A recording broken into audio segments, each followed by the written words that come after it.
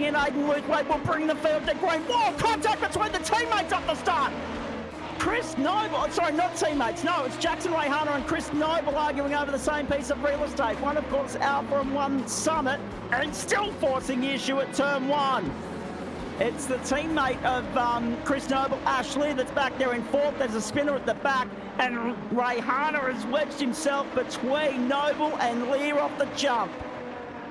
Lear up one spot on Guy Leach, but by G, the elbow's out very early in the piece here. Aiden Luthwaite, in amongst all of that, got a clear jump, got a clear getaway, and leads the field up the hill for the first time.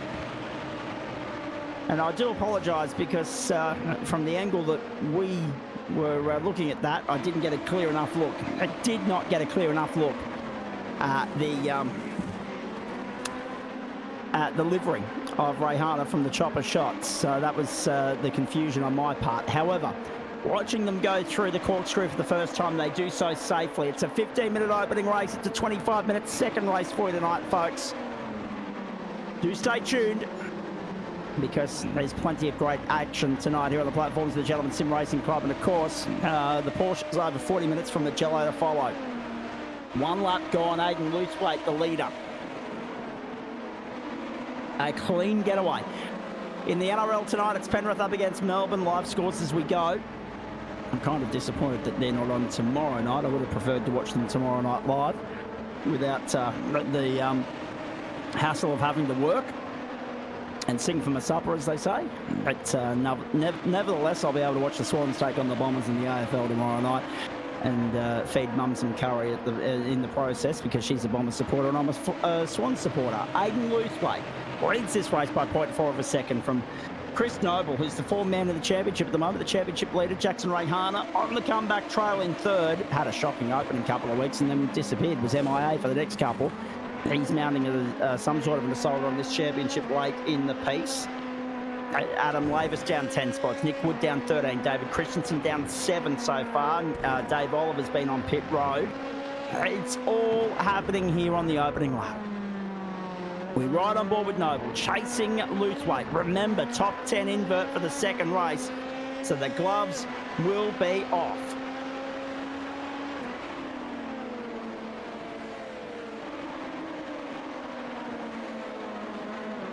In that second race, and looking forward to it immensely. And this is a circuit. Dan, are we able to communicate at this point in time, or have I got to continue flying solo? No, I believe that everything is okay. I can hear you as I was able to off the intro. It's never a case of I can never hear you. That's never a problem in Discord. It's just people at home that weren't able to hear you, mate. Good evening to you. Hopefully, and everybody at home will no doubt weigh in on this if I'm having a conversation with myself again. But the reality of the matter is the DownForce legends, great racing off the start here, elbows out early. The invert race will be interesting because overtaking around here is deceptively simple. There's a bit more to it than meets the eye. Yeah, 100%. So everybody, I mean, let's be honest. If you're a motorsport fan, you know Laguna Seca. If you don't know Laguna Seca, and you're new here, welcome. But it's one of the tracks. It just is. Anybody that owns a Gran Turismo game and a PlayStation knows this track. And watching these types of cars race around here is going to be epic. Aiden got a really good start off the line there. So did pretty much everyone at the front. But unfortunately, it looks like David Baz was involved in an incident. Nick Wood also went off track there. Adam Lavis has seemed to have an incident there, and so is Kurt Chapman. And we'll just go back and see if we can have a watch of those. Here we go. So this was David Baz off the start, taking the inside line going into turn 1. Just taps the back of the car, number 34, and spins round. And it looks like Adam also gave him a bump on the way through. Then there was Nick Wood just further down around turn 4, I believe. Here we go. Oh, that's a great camera angle, isn't it? But unfortunately, It doesn't show me what I want to see. And that is Nick Wood going around and just missing the tyre barrier there. So luckily for him, he was away with no damage. Looks like David Christensen also had a moment going up towards the corkscrew as the corner just before on the inside line. And as the Synergy car comes in, they both go into the wall. That's David Christensen and Dave Oliver. And then, of course, the only other entry I have here is Adam Lavis coming up the same corner. Now, there is a bump. That is that deadly, deadly curve on the inside. Yep. And unfortunately, Adam became very intimate with that curve, and that is why he spun around. Actually, sorry, there was one more incident there. That's Kurt Chapman, as they were coming down from the corkscrew into the final turn. And usually what happens is they go to the inside, realise they don't have the brake pressure, lock up a little bit, and he just got tapped there from the side. Pressing on. It's interesting to watch at the moment. Aidan Luthwaite, Chris Noble and Jackson Rayhana skip clear. Noble the fastest lap of the race, 1 minute 13.300. That curve there is the one you're talking about. It's already caught Adam Lavis out, as you said. What's interesting here in all of this, whoa, look at that. Thoburn, whoa, the elbows around on the run of the corkscrew.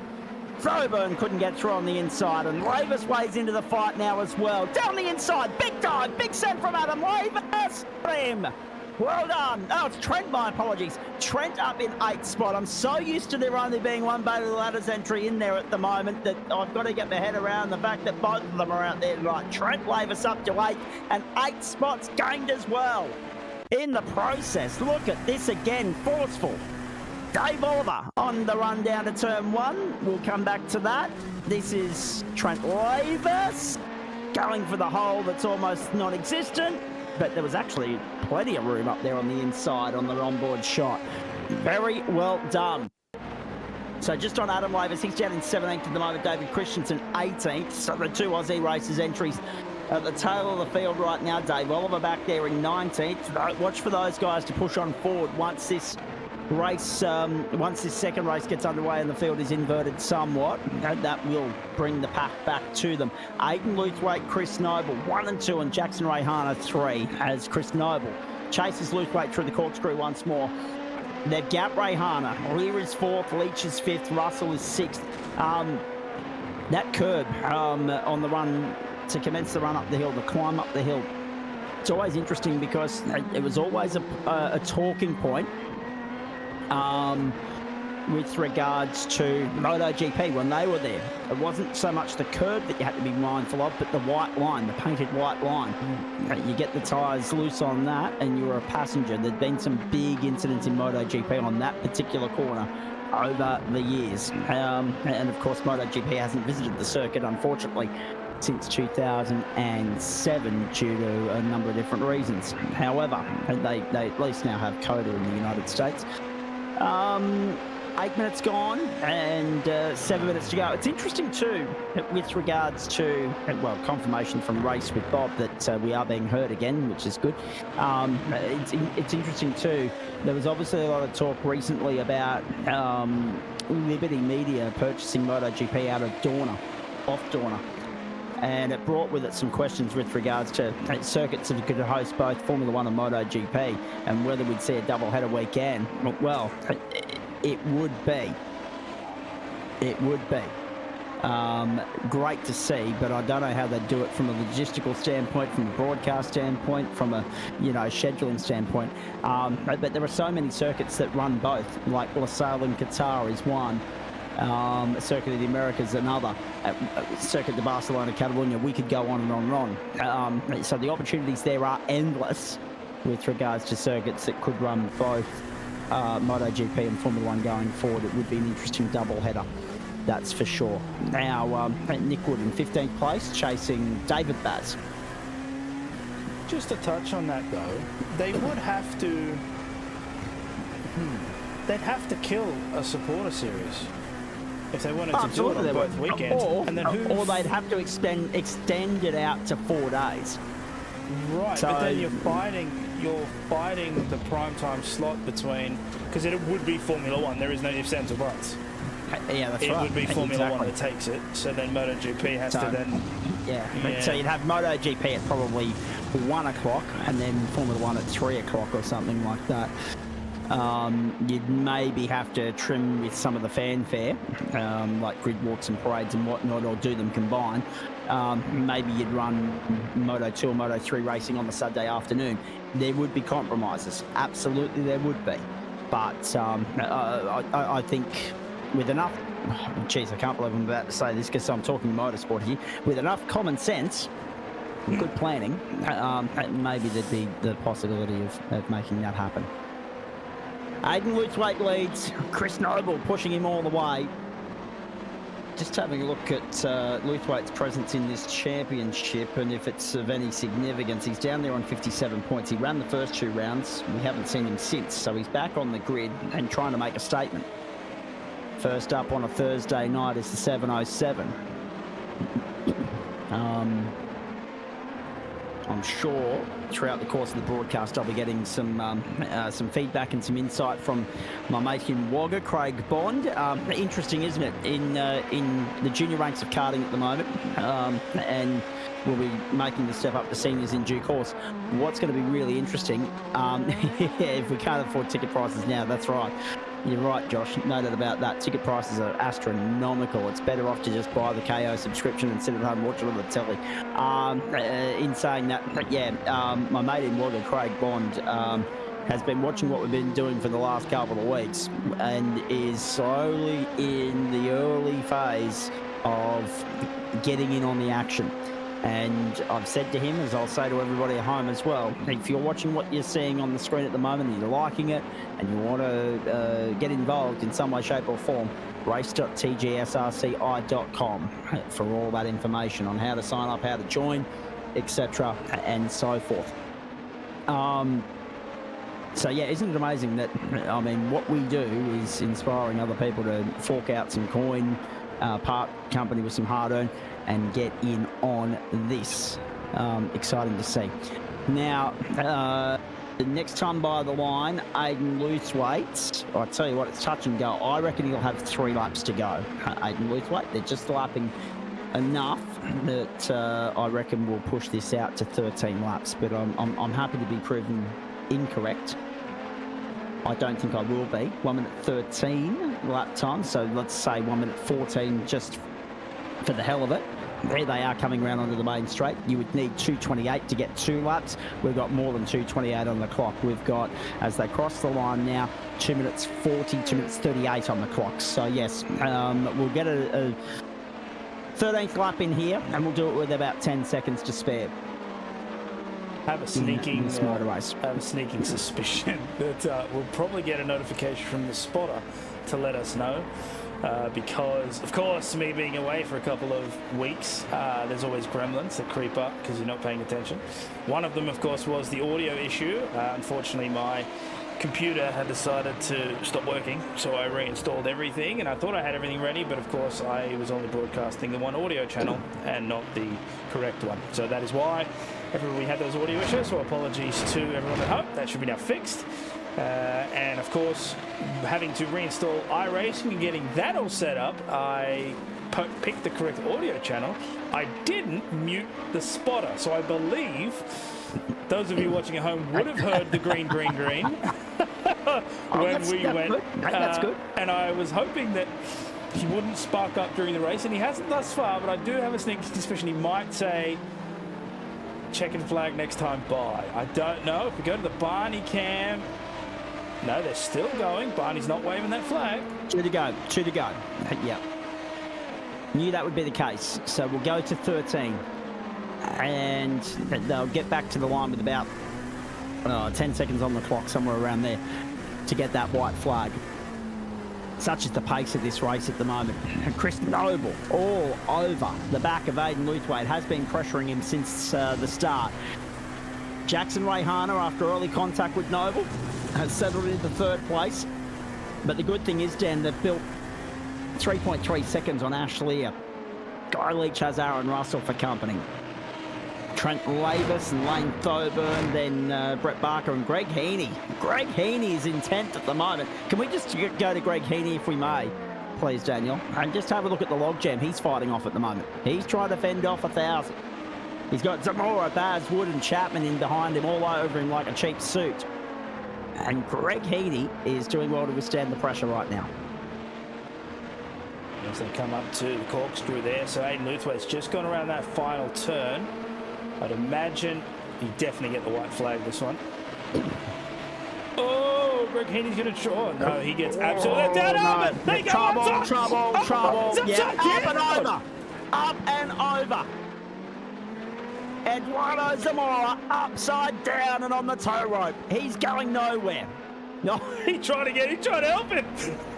tried to push him out of the road. Oh, I think that was Kurt Nomenson, actually. They tried to push him out of the road. Let's have a look at this. Wild ride coming up with Eduardo Zamora. Just locked it up, lost it, and then got punted. Up onto his lid. Was it Nomenson that tried to push him through? Yes. All right, Zamora's on his way home. Sam Stride's been on the pit road for a little bit here as well. But at the front, Aiden Lewthwaite continues to lead this race. Oh, yeah, 1, 2, 3. And the last car through was the one that did the damage. And that took out, well, that denied us the fight at the top end of town there for that invert pole. Greg Heaney is now well clear of Baz and Wood and Chapman and Lavis and Christensen. Main straight, checkered flag. Chris Noble with the late lunge, but Aiden Lewthwaite gets the job done. Well done, Aiden Lewthwaite. 0.3 of a second in it. Jackson Rayhana third, Ashley fourth, then Guy Leach, Aaron Russell, Trent Lavis, Lane Thoburn, Brett Barker, and then Greg Heaney gets the invert in spectacular fashion. We were trying to focus on that pack of cars, that squabble, just to see how it would play out. And that incident at the top of the hill for Eduardo Zamora did the sorting for us. So Aiden Lewthwaite at the top, and his teammate will bring the field to green for race 2. A great result there. He stayed, he started on pole and he finished on pole. Chris Noble did give him a good fight towards the end there, but unfortunately just didn't have the horses there to get past. And Jackson Rayhana did a really good job to keep with that front pack, but unfortunately dropped down to 1.25 at the end there, so it didn't quite go his way. And as you said, Greg Heaney finishes in 10th place. So with that reverse grid, he will start on pole for the next one coming up. These guys will have a slight warm-up, of course, before we get into that second race. I believe I could get an updated points tally. Let's have a look here.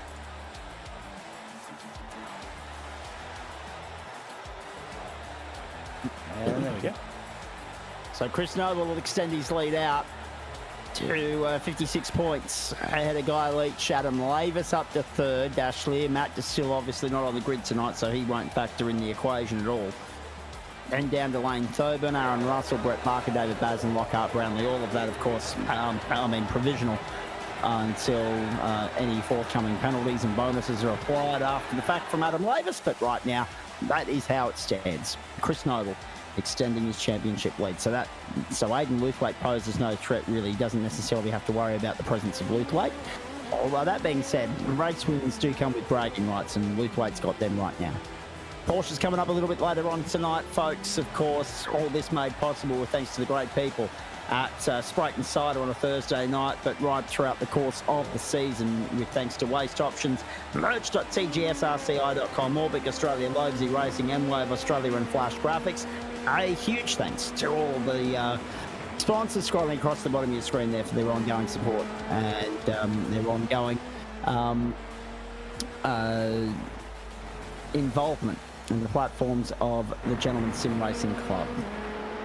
So, we're gearing up for race 2. Watch for Trent Lavis off the start. Here he is on screen at the moment. Had a relatively solid run at the opening race, didn't he? So, got through half the pack and will be looking to make the most of the invert starting order, which will put him towards the pointy end of town. The key will be getting past Greg Heaney early in the piece and not running it wide at the final corner like that. Right on cue. Just remember, we won't be on air tomorrow night. I've now got Friday night off. First one in a while. But looking forward to being back in the booth with the boys from next week right through the balance of the season. And that's a little bit of showmanship from Trent Lavis there on the exit of turn 1. Penrith versus Melbourne in the NRL tonight, about to get underway. Thursday night football for the NRL. And on that subject, actually, I should point out, I'll be here for week 7, but not for weeks 8 or 9 on the platforms of the GSRC. for Thursday nights at least. I'll be here the Mondays and the Fridays, but the Ipswich Jets, who I do some ground announcing for and some work with throughout the course of the season here in Ipswich, they're having their regular presentation night on the 29th of August. I've been, for the first time ever, I've been invited along. It's really fantastic to go and support that and be involved. The following week, I'm actually going to watch the Storm play at Suncorp against the Brisbane Broncos. I opted out of it last year because I wasn't in a patient enough mood to deal with Ipswich traffic, let alone Brisbane Queensland rail traffic. But this time around I'm going with friends, so we'll make the most of it and probably have a post-game drink while the crowd disperses. And then I'll be back for Grand Final week. What Grand Final week looks like at this point, whether we're doing the whole week, the whole 5 nights, or whether we're just doing the 3 that we're currently doing, remains to be seen. But we'll be here in some way, shape or form and capacity in Grand Final week. Greg Heaney and Brett Barker in the meantime on the front row for Spreyton's side as DownForce Legends LMP2 Race 2 Round 6 from Laguna, Seca. And then Lane Thoburn. Josh Zudo pointing out the GC Air Show this weekend. Yeah, I'm avoiding that like the plague with the traffic that you'll have. Lane Thoburn, Trent Laver, second row, Aaron Russell, Geilich, third row, Ashley Jackson, Rayhana, fourth row, Chris Noble, Aidan Luthwaite, fifth row. Then David Baz, Nick Wood, Kurt Chapman, Adam Lavis, David Christensen, Kurt Nymanson, Dave Oliver, Eduardo Zamora, and Sam Stride is not taking his place on the grid at this point. And then there were 18. Zamora will be hoping to keep it on all fours this time round. What will Heaney do from pole position? What carnage, what chaos, what action are we in for? And what will unfold as this field sorts itself out with the invert top 10? We're set for a start. Race 2, round 6. Platforms of the GSRC. Thursday night motorsport. DownForce Legends from Laguna Seca. Let's go. Heaney, a good jump. Barker on the outside. Lane Thoburn and Trent Lavis arguing over the same piece of real estate, but Lane Thoburn's got the jump there. Thoburn down on the inside, gets by Barker. Lavis got swamped from the outside and the inside as well. The Alpha boys have ganged up on him.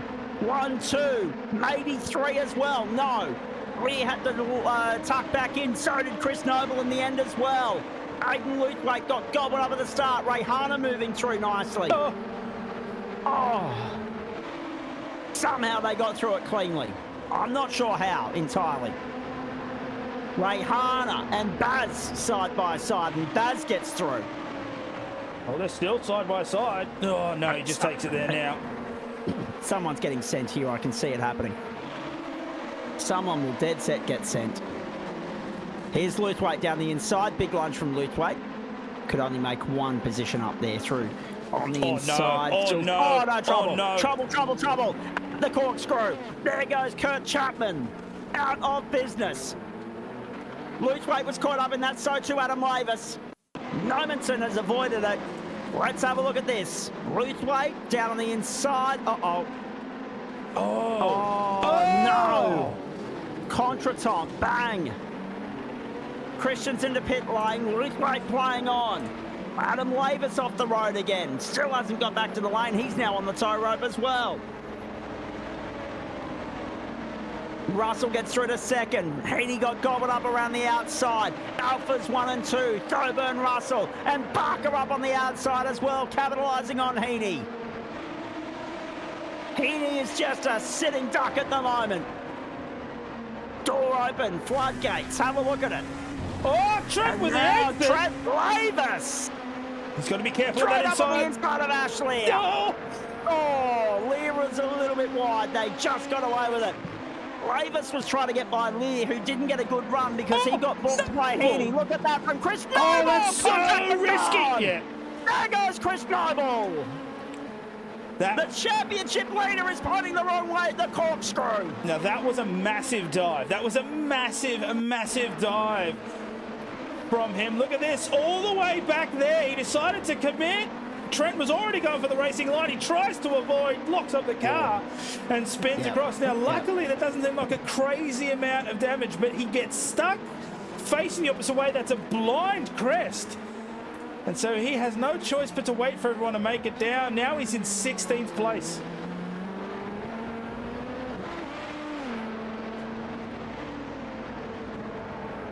There's a massive drop there for Chris Noble. Indeed. Indeed it is. All right. That's Trent Lavis on the inside of Greg Heaney to P5.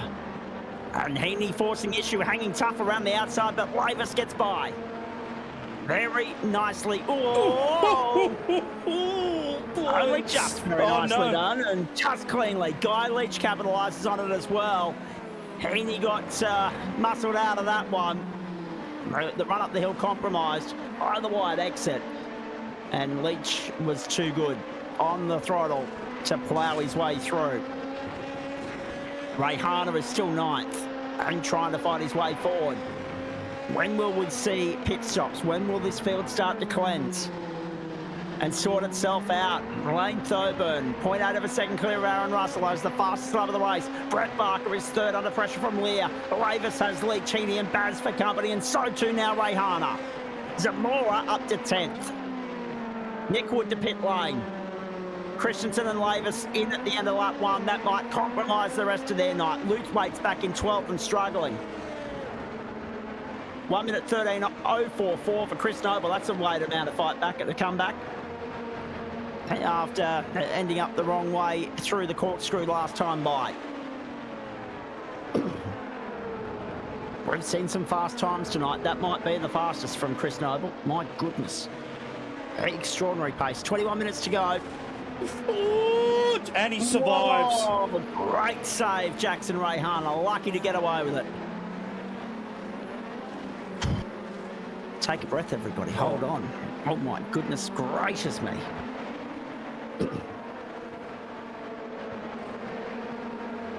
So Lane Thoburn possibly went the Indiana Jones route down the corkscrew. Oh, no. Oh, luckily for him, he still had the momentum to be able to turn around. How did they keep it off the wall? Yeah. No, like, he was within probably a foot of the wall. I'll speak in, imperial terms because we're in the United States. But he just kept it off the wall. Barely. But he got away with it.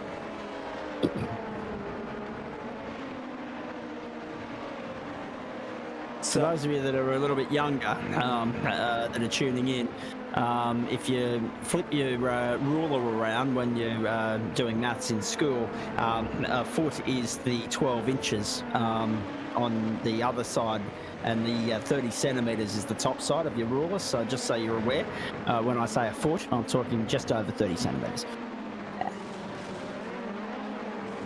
6 minutes gone.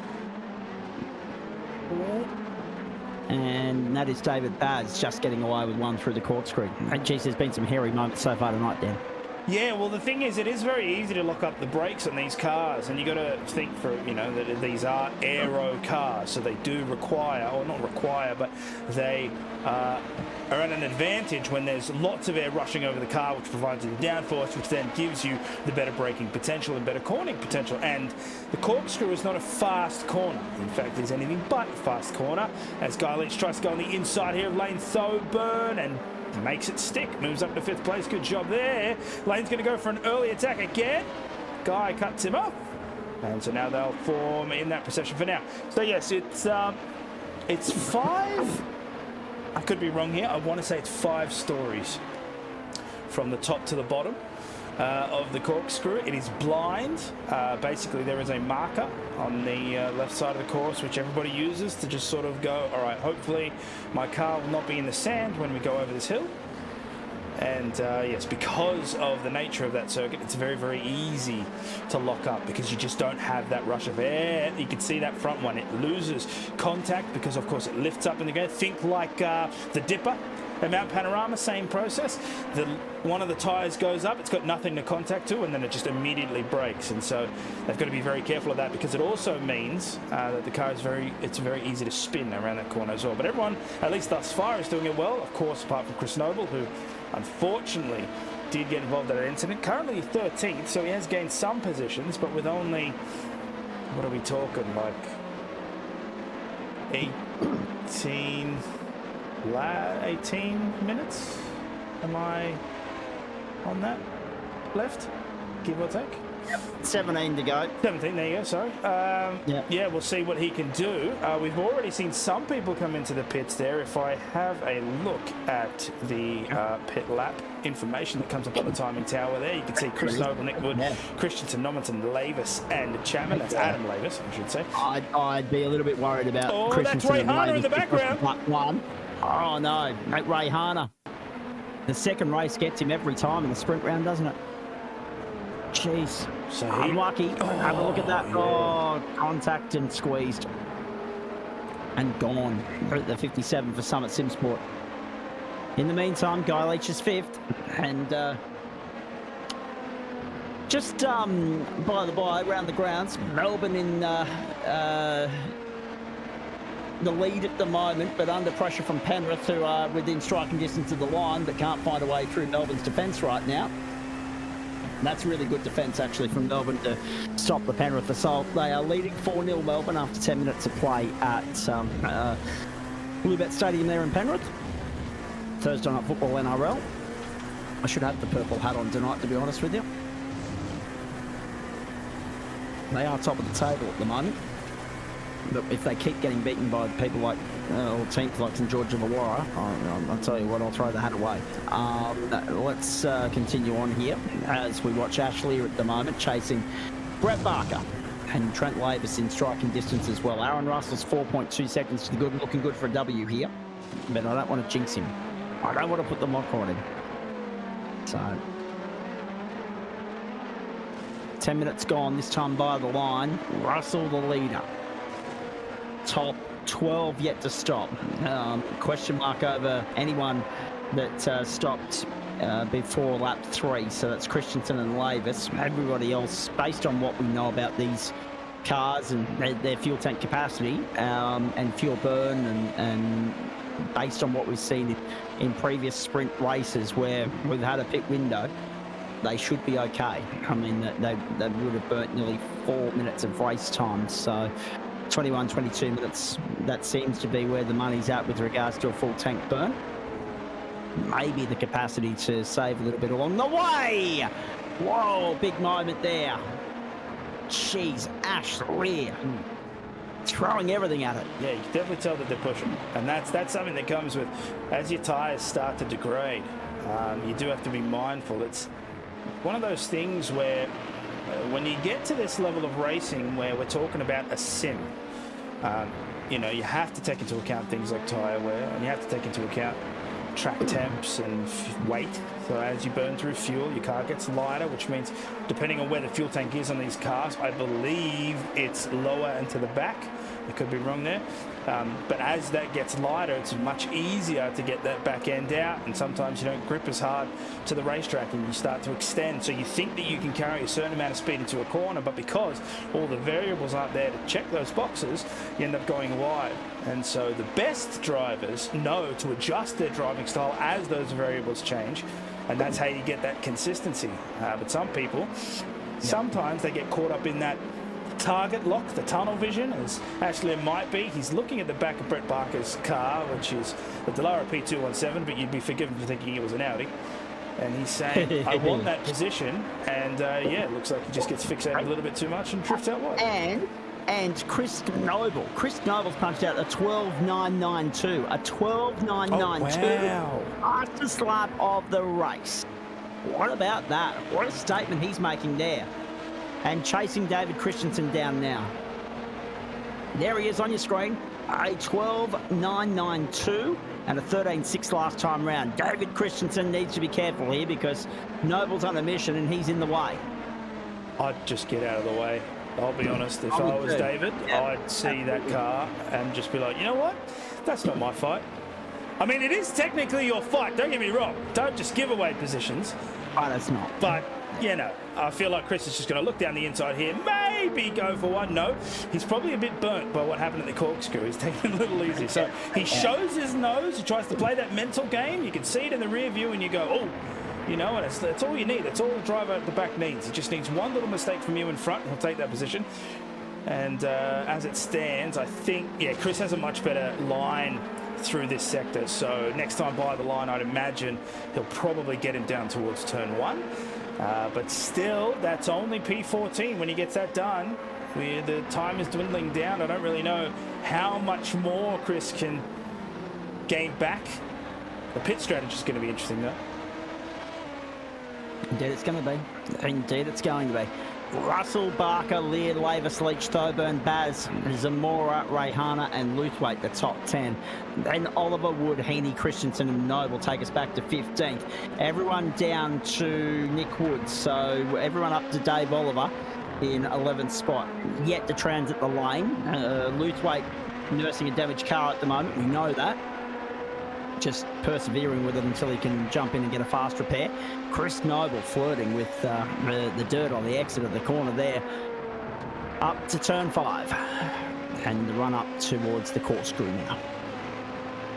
Listening to the LMP2 hard at work. 13 and 3/4 minutes gone, 11 and a quarter to go. Round 6, race 2. Downforce Legends, the LMP2 cars.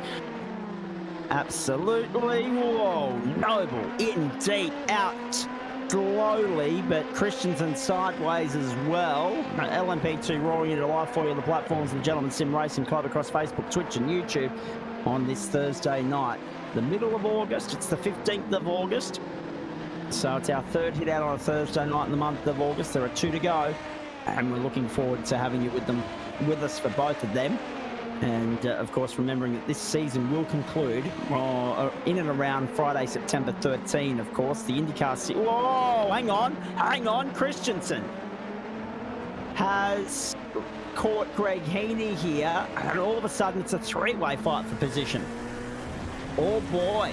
Heaney last time around 15.5, Christensen 14.2, Noble 14.0. So Noble boxed in at the moment, nowhere to go, no help. Trying to set it down the inside, can't do that. Christensen defending as though his life depends on it.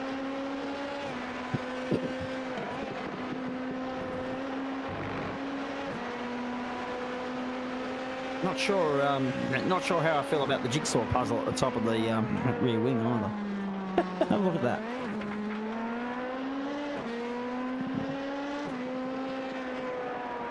Well, if he gets involved in an accident, it'll help putting it back together, that's for sure. I'll have a visual guide. Yeah. As to how it's meant to go. That's very true. Although I do like the pattern of it, Chris. though. No, there is contact. There is contact. That gives Heaney a little bit of breathing space. So I think how it works is, if we can go back to it, blue and green makes yellow, blue and purple makes red, orange and red makes yellow, all those. I think that's the way they've designed it. If you have a look at the colour coordination of that, I think there's a link there. I'm going to ask them about that later, a little bit later on in the program, Greg Heaney and his team. In the meantime, we continue on here. Noble is getting very, very frustrated Impatient. now. You can see the flash occurring, the flashing of lights, which is the universal signal for get out of the way. Which David Christensen obviously didn't brush up on that course. He's staying very much in the way because he's to his right. And they're fighting for position. Greg Heaney's doing an excellent job of defending there. It looks like David and Chris both can catch up to him relatively easy, but Greg Heaney has somehow managed to figure out how to make that car twice as wide. And so they can't manage to get past him. And so it is an interesting fight because we know Chris Noble has the pace. He set the fastest lap thus far, which is that 12.99, but still can't make it past. And what will be interesting here is how close can Christensen get on the on down here. Now, it's interesting that we say that as well. Top 10 yet to stop. Zamora's just come out behind Nick Wood, who is just ahead of this fight. But the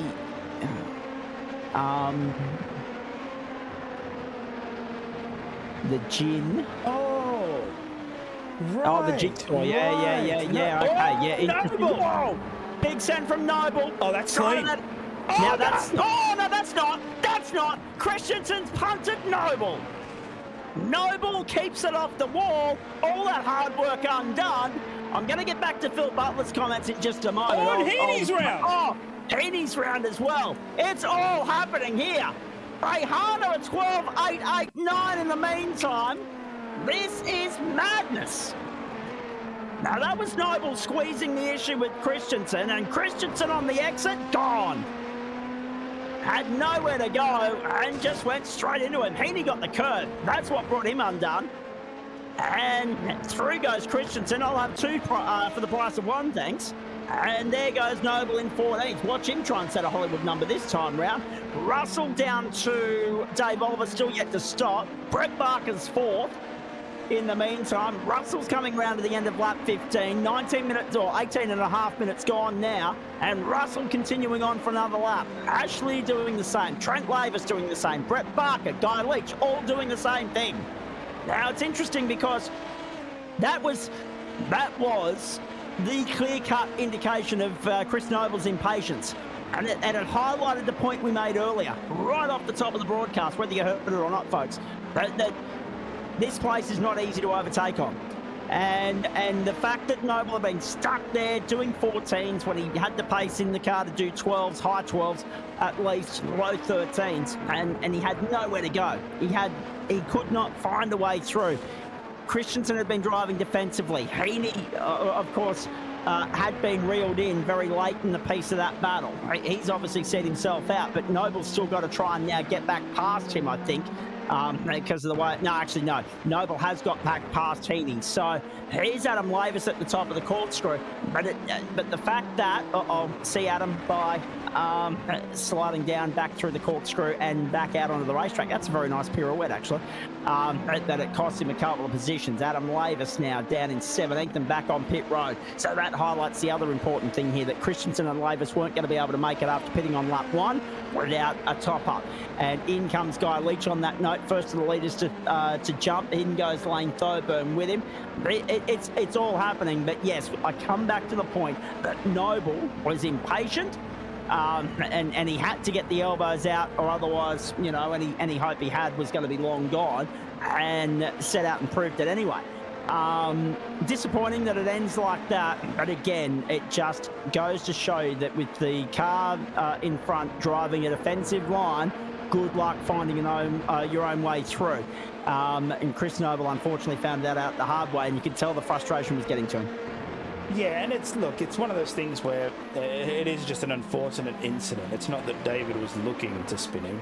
It's just the way that it ended up occurring. As the 91 car of Kurt Nomensen takes the shortcut, which is anything but, and that allows Aaron Russell to go through. So I'd imagine Aaron Russell will come in this lap or the next, surely. There he goes, crosses the dotted line, and comes into what is a very interesting pit lane.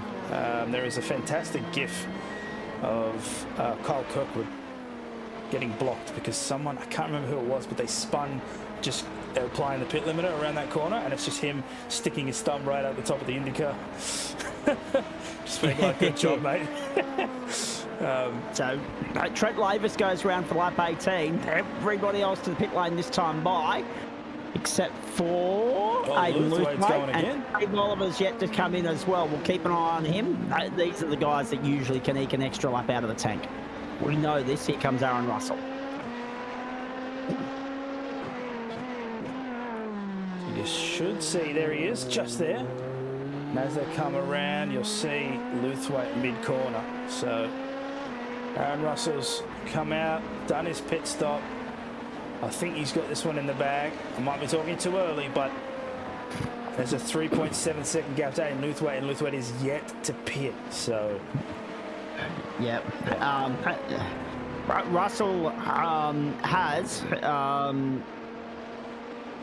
in the past, done some driving over in the United States. Maybe he's putting his hand up for something in IMSA in LMP2. If he can continue punching out performances like this, I might ask if he drops in for a chat after the race here. I might ask him about that. In the meantime, let's keep an eye on Jackson Rayhana back into 9th now, and chasing David Baz and Dave Oliver. Here comes Trent Lavis to pit lane. Aaron Russell continues on, and Aidan Luthwaite yet to stop. So too Dave Oliver. Dave Oliver is about to be caught by both David Baz and Jackson Rayhana. So Rayhana's guaranteed 8th here at worst, and maybe 7th at best if David Baz slips up and lets him through. And we're keeping our eyes on that battle right now. There goes Baz to the inside. Oliver's been hung out to dry. Oliver's not going to pit lane this time by. So Oliver's going to lap 19, which is an extraordinary run. That's a very long run.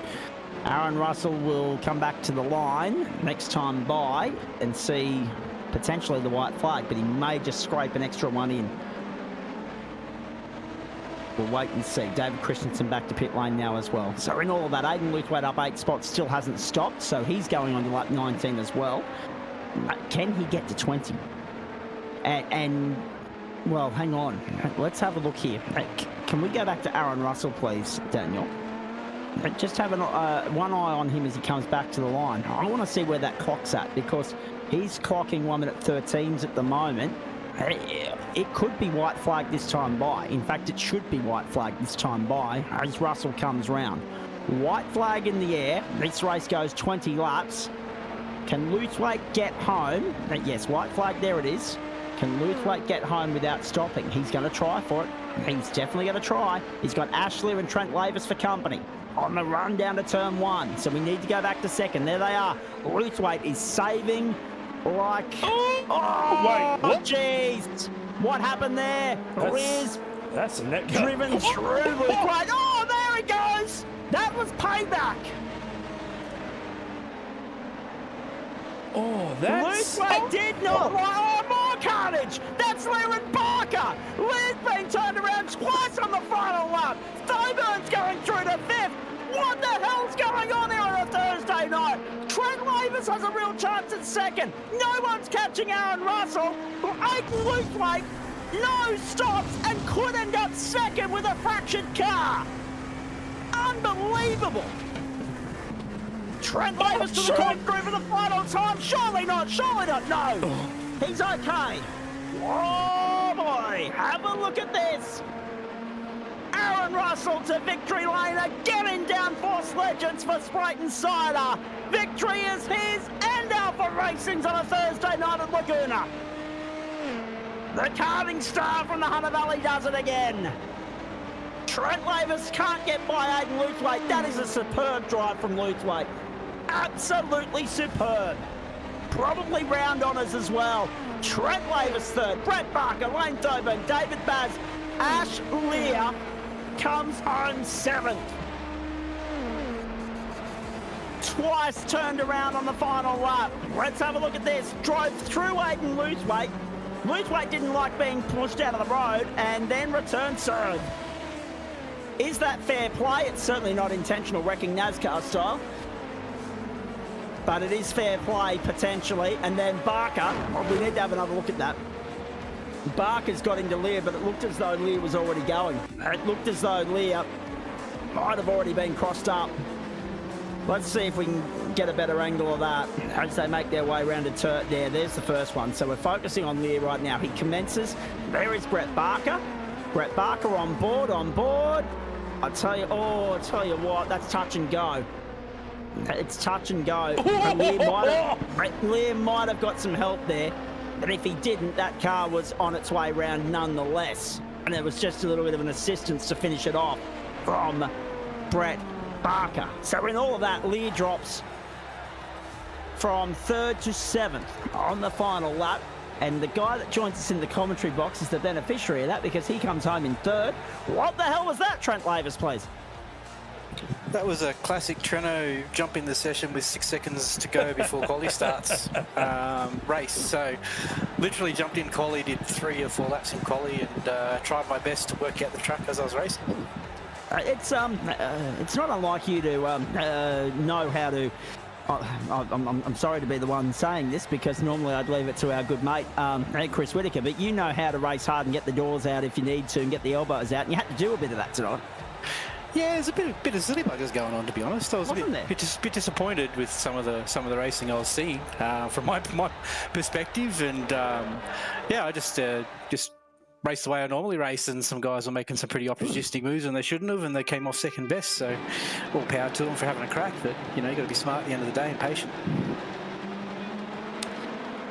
Talk to me about race 1. I mean, we were talking about how hard overtaking is around here. Although you seem to find it relatively easy in race 1, you made your way up 8 spots. 9 spots, mate. just capitalising on mistakes, mate. The guys in front of me just kept dropping off the track, and I was like, I'll take that, thanks, champion, and I'll keep moving. So it was just luck of the draw, really. I wasn't really making any moves or setting anything up. It just came to me, luckily. Indeed. Impressions on, I mean, such late notice to jump in the car and just go, and typical style, as you say. Impressions on the car, how it performed in this circuit as well. It'd be good to have another hour on my belt. That would have been handy.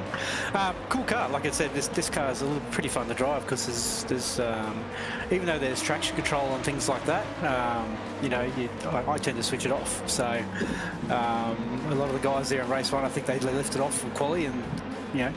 Unfortunately made themselves come undone at the start there, which obviously helped myself and a couple others squeeze on through. But in terms of the car, yeah, cool car and a cool track for it as well. A little bit of mix of slow and fast, Yep, this is true. Now, round 7 for this series comes up next Thursday night, and it takes us to Road America, another very cool car for this, another very cool circuit rather for this car. Yeah, I think it actually suit that very well, but I'm keen to see this thing go into Lagos. I reckon that's going to be a cool layout. Lots of overtaking there. That'll be awesome. Because the toe's pretty strong from memory from, I think, the race I did at, was it Zolder? Which I've jumped in randomly again, one of those late night jump-ins. And yeah, straight line handling with a little bit of toe is pretty epic. So I reckon into Lagos is going to be epic. Indeed. What else is happening in the world of T Lavis, please? Had a win the other week at the Airball Sprints in the Sylvia. First time in Sylvia for about 6 months, 8 months or so. Hadn't driven the damn thing, and jumped up there in my little street car and flogged them all by 1.2 seconds. So that was pretty cool. And then drove it home because Haley's car blew up. So. Oh, okay. Jeez. When it rains, it pours. Speaking of when it rains, it pours, I haven't had a chance to look to the right-hand side of my office here for the last 15 minutes. And what the hell is going on? Melbourne and Penrith are now 10-all in Thursday night football. It was 4-0 Melbourne last time we checked. It's now 10-all Melbourne and Penrith. 28 minutes gone in the first half. We've got Aidan Luthwaite standing by. We've got Kurt Nomenson as well. Let's finish with Trent Lavis. You mentioned Nambour Sprints. No Leeburn this year? No, I was. I entered, but me and myself and Haley both missed the cut, unfortunately. So this weekend is, well, glad we didn't, because poor old Bluey, Haley's car, obviously blew a water pump. So this weekend will be spent getting it all sorted out. Ready for. But I am racing the following weekend at QR with Nick in the QPC, Duke Racing 86 in the Queensland Production Car Series. That should be fun. Yes, and that's not too far away, of course. Queensland Production Cars. I mean, we saw a couple of their guys out there in other categories last weekend at Queensland Raceway in the MA Championship round, and then, of course, the AASA quota unfolds next weekend. So, I mean, I'd love to be there, Trent, but I'll be at a wedding next weekend. So, all the very best with what's coming up. And as far as the GSRC stuff's concerned, we see you back here. Whenever I turn the computer on and decide to jump on with a couple of spices, I'll be ready to rip. Pretty hit and miss this week, or this season. So just jumping in whenever I get a spare evening. Haley's off doing her live action role playing, which she loves. So I'll get a spare evening. I'll jump on for a skid. How close were you actually, by the way, before we have a chat to him, descending one on Aidan Luthwaite on the last lap, please? Oh, I could have had him a couple of spots, but I think I was pretty generous to him. He must have pitted early and did a lot of hard yards. He didn't pit at all. Didn't pit at all. Oh, good man. And we're going to have a chat about that in just a moment. Don't worry about that. Yeah, because I think I needed 6 litres for my car or something like that, but I buggered up. I was like 0.02 of a lap on that last lap, so I had to back it right off to make it back to the pits. So I stuffed up there, but well done to Aidan. He did a good job conserving. Awesome effort. Indeed. And he wasn't the only one to go through without a stop. Dave Oliver, the other one, but we weren't really surprised by that one either. Well done, Trent. Nice to catch up, mate. Thank you. Look forward to catching up again in due course. And good luck with the QPC stuff, and good luck with getting the road cars and the sprint cars back on track too. Thanks, champion. Have a good one. I'll do my best. I'll try. been that sort of week. Aidan Luthwaite, welcome into you. Very rare that we grace with your presence in the broadcast booth after a race of any description, but let alone one in which you've doubled up.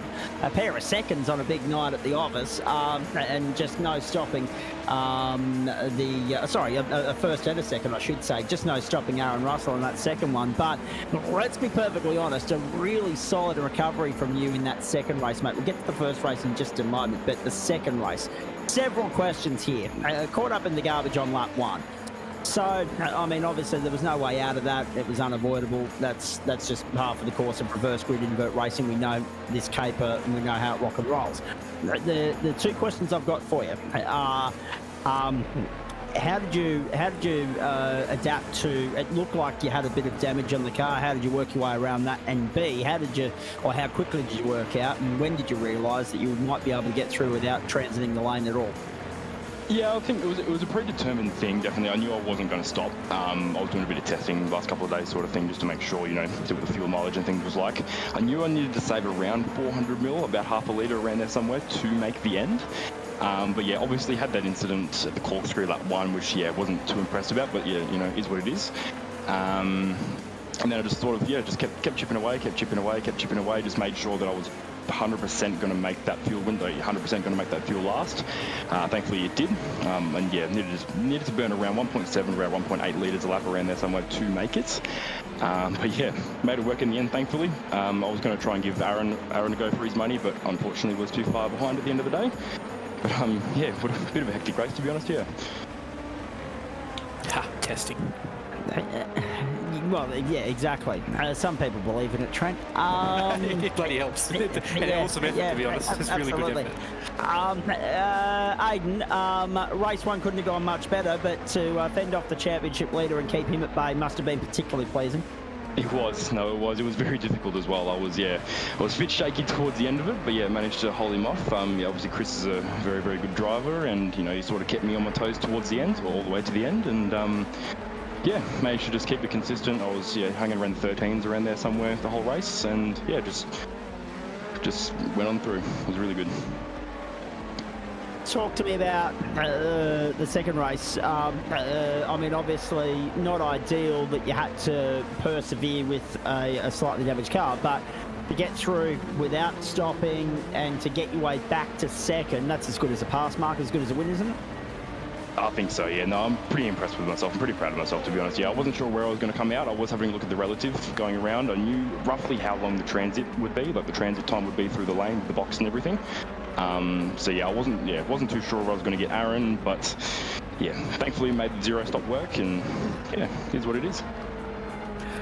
Indeed it is. And it's been a while since we've seen you in the LMP2. Must have been nice to get back in the cockpit per se. It is, yeah. No, I do prefer the high downforce cars. You do the Indy cars pretty much every week. GT3s in here every now and then, but obviously they're a different style of car. But yeah, typically the high downforce cars, I reckon, is sort of my, the open wheelers, or whether it be high downforce of any category really, I reckon is my go-to, I reckon, yeah. What's next for Aidan Luthwaite now that you've got this notch in the belt? Well, tomorrow night, I reckon. Tomorrow night, I think all eyes focus on tomorrow night at the Nürburgring for the IndyCar. That should be good. Yep. Been doing a bit of practice for that. So yeah, I think we'll just wait and see what happens there, go through till next week, and yeah, go from there. All right, mate, very nicely done.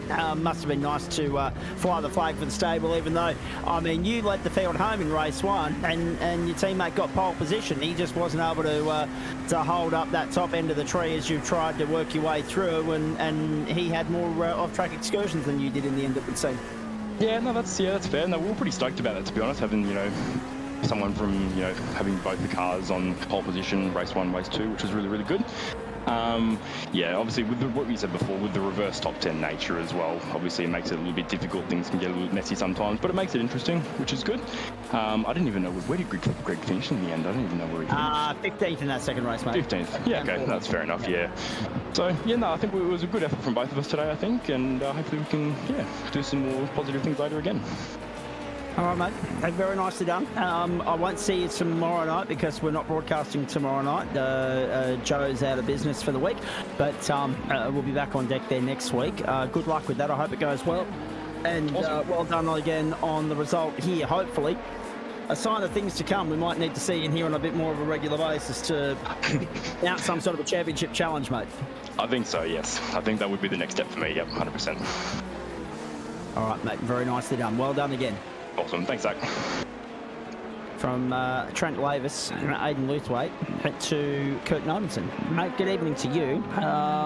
Talk us through that, please, because you had a bird's eye seat to one of the big incidents of the night, so I do believe. Were you last on scene for Eduardo Zamora being upside down at the corkscrew?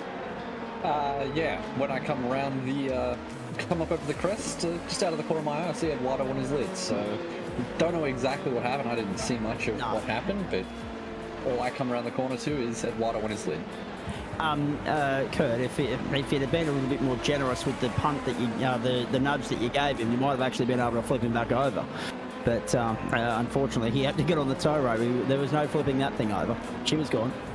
Yeah, I don't even think I touched him on my screen, so I don't know what that was, because on my end I didn't hit him. I got around him, didn't even get a 0x for contact, so don't know what happened there. And as far as the rest of it's concerned, I mean, let's have a chat with regards to the rest of your night. Obviously, race 1 a little bit challenging, but you came home in 16th. Race 2, 17th. What happened? How did it all unfold from your cockpit? I just didn't have the overall pace. I was slowly getting quicker, but I just didn't have that overall pace to keep up with them all. So I was just driving around having a bit of fun. I was saying to Starkey earlier, actually, that I don't care if I finish first or finish last. I just want to drive the car and have some fun. And it's nice that, I mean, we can all get lost in the results side of things, and we can all get lost in the battles and get caught up in, you know, the sport of it. But at the end of the day, let's not muck around here. We're not lining up for drives with Triple Eight or with Red Bull or anything like that. First rule of racing is to have fun. Everything else is a bonus. So it's nice to see you personifying that, mate. These cars go to Road America next, and Road America always throws up good racing. Doesn't matter what we take there. Yeah, it should be good. I did a few laps there as well when we were doing the global, because me and one of my friends, Harrison, we just decided we'll sign up. We didn't do the first, I think, like 13 hours of the race, jumped in, did some laps, and then sort of bailed out. Just had a bit of fun, got the safety rating, and moved on. Aidan just mentioned IndyCar tomorrow night. What are your thoughts? Yeah, I don't know if I'm doing it yet. I have work tomorrow afternoon, so I don't know if I'll be too tired or not. It's been a bit of a big week with we had to cancel the renovations for the week, so they'll be going ahead. Okay. Yep. So that's, yeah, thrown me out a little bit, but other than that, yeah, no, it should be good. All right, mate. Very nicely done. I mean, at least, I mean, there were a few people that would have been nice to have a chat to, but they didn't turn up. So we're glad that you always grace us with your presence, irrespective of the result, mate. Appreciate that. And well done for being involved once again. You've got to be in it to win it, as they say. Good luck for the rest of the week. Hopefully the Renaults go well, and we'll catch up with you next week. Thank you. Very good moment. And the race 2, around as well. In the third place in that second race, after being 7th across the line in race 1. Brett Parker, Lane Coburn made up the top 5, but they both lost on their starting spot. However, it's still a gain on where they started, or where they finished race 1, it's fair to say. Jackson Rayhana, another night that he might rue, considering the pace that he had in that car. And Chris Noble, 12th for the championship leader in that second race. We always talk about the excitement and the drama attached to those invert races and how it shakes things up. Tonight, no exception. Geez. Magnificent racing. Hope you enjoyed it, but stick around because the best is yet to come. The Olympics are in the rearview mirror. The Paralympics are only a fortnight away now. We're watching Thursday night football. Melbourne leading Penrith 16-10. We've got one eye on that. We're going to take a break on the platforms of Gentleman Sim Racing. Actually, we've got Trent Lavis back in the booth, but I'm assuming that he's going to have a chat to us off there. I'm hoping anyway, because we're going to take a break. We're going to come back with more for you on the other side. Hope you're enjoying Spreyton side of Thursday night motorsport across Facebook, Twitch and YouTube platforms of the GSRC. As I say, stick around, the best yet to come, with the main course of night 4 of week 6 on the other side of this short break, when we head to Mugello, to Tuscany, to the Spreyton side of Porsche Cup. Round 6 of that championship, a 40-minute sprint. Matty Dench, the championship leader there. More on that in just a few moments, and we do it with thanks to Spreyton side of the waste options, merch.tgsrci.com, Orbit Australia, Lobesy Racing, and Wave Australia, and Flash Graphics. Hope you're enjoying Thursday Night Motorsport, and hope you can stay with us.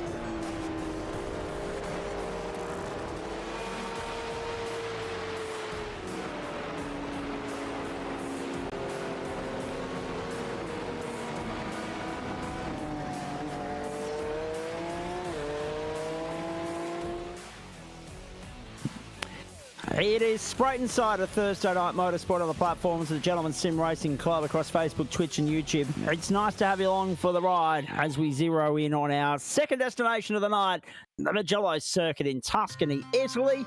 Home, of course, to the Italian round of MotoGP. Tonight, home to round 6 of Spreyton side of Porsche Cup racing for you. And it is a 40-minute sprint. And we're looking forward to this one immensely. The start of the second half of the season. And the incumbent title holder has one hand on the trophy already, no doubt about that. Night 4 of week 6 of term 3. Yep, we're on the run to the checkered flag. We're well and truly past halfway now, folks. We're on our way to the end of term 3 on the week leading up to September 13. And then, of course, we'll resume hostilities on Monday, September 30. And hang on, really sad to be missing. Phil, I'm struggling to read the rest of that message there, mate. It's just incoherent, so I will let you tidy that one up. And I think what he's saying is really sad to be missing Porsche Cup, but I don't want to put words into his mouth if that's not what he's saying at all. 5.19 kilometres this course, 37 degrees the track temperature at the moment. The ambient is 27. We're at 11 o'clock in the morning as qualifying wraps up here for this round of the championship. 4-kilometre winds in a mostly northeasterly direction, 27 degrees is the ambient and 36% humidity, cloudy conditions there for you. 6 kilometres an hour are those winds at the moment, and they've just gone full circle. They've swung round to well, actually, they're all over the place at the moment, so let's not even bother trying to figure that out. We're about to tick into the race service, so we'll update them with hopefully a little bit more accuracy in just a few moments' time. Let's have a look at the championship standings for you. And I was in the middle of saying that the 4th term starts on Monday, September 30. I probably won't be here for week 2 of, night 1 of week 2 because of some trips down to the mid-north coast of New South Wales to the Manning Valley Kart Club for a long weekend karting championship commitment. But we'll be looking forward to being here for the opening night of the season. The last week of the term runs from December 2 to 6. That takes us through to Christmas and New Year. Chris Noble is the DownForce Legends leader. You know that already. I'm looking for the Porsche Cup. Look at me go. Matty Dench, 304 leads. Jack Rogers, 255. Ben Patterson, 217. Jake Jackson, fair dinkum, 206, and Sam Muir 178. Rain Campbell on 170, 164 for Trent Allen. Angus Lawford 164 and 159 for Chook Fung Wong, with Dane Snadden on 155 points, making up the top 10. The open split: Joe Baldwin 317, Dale Atkins 241, Barry Punter 213, 210 for Philip Butler, and 208 for Eduardo Zamora. So Butler and Baldwin both in the top 10 here in the open split, and both missing from the grid tonight. Grid looks like this: partly cloudy conditions, 42 degrees the track temp, 29 the ambient, 26% the humidity, 2 km/h winds in a mostly southwesterly direction. Alex Matty Dench and Jared Knight on the front row. Ben Wood, Samuel the second, Rain Campbell, Dane Snadden the third, Mark Gomez, Jonathan Hooper the fourth, and Jackson Dial and Trent Allen from row 5. Row 6, Angus Lawford, Shannon Fever.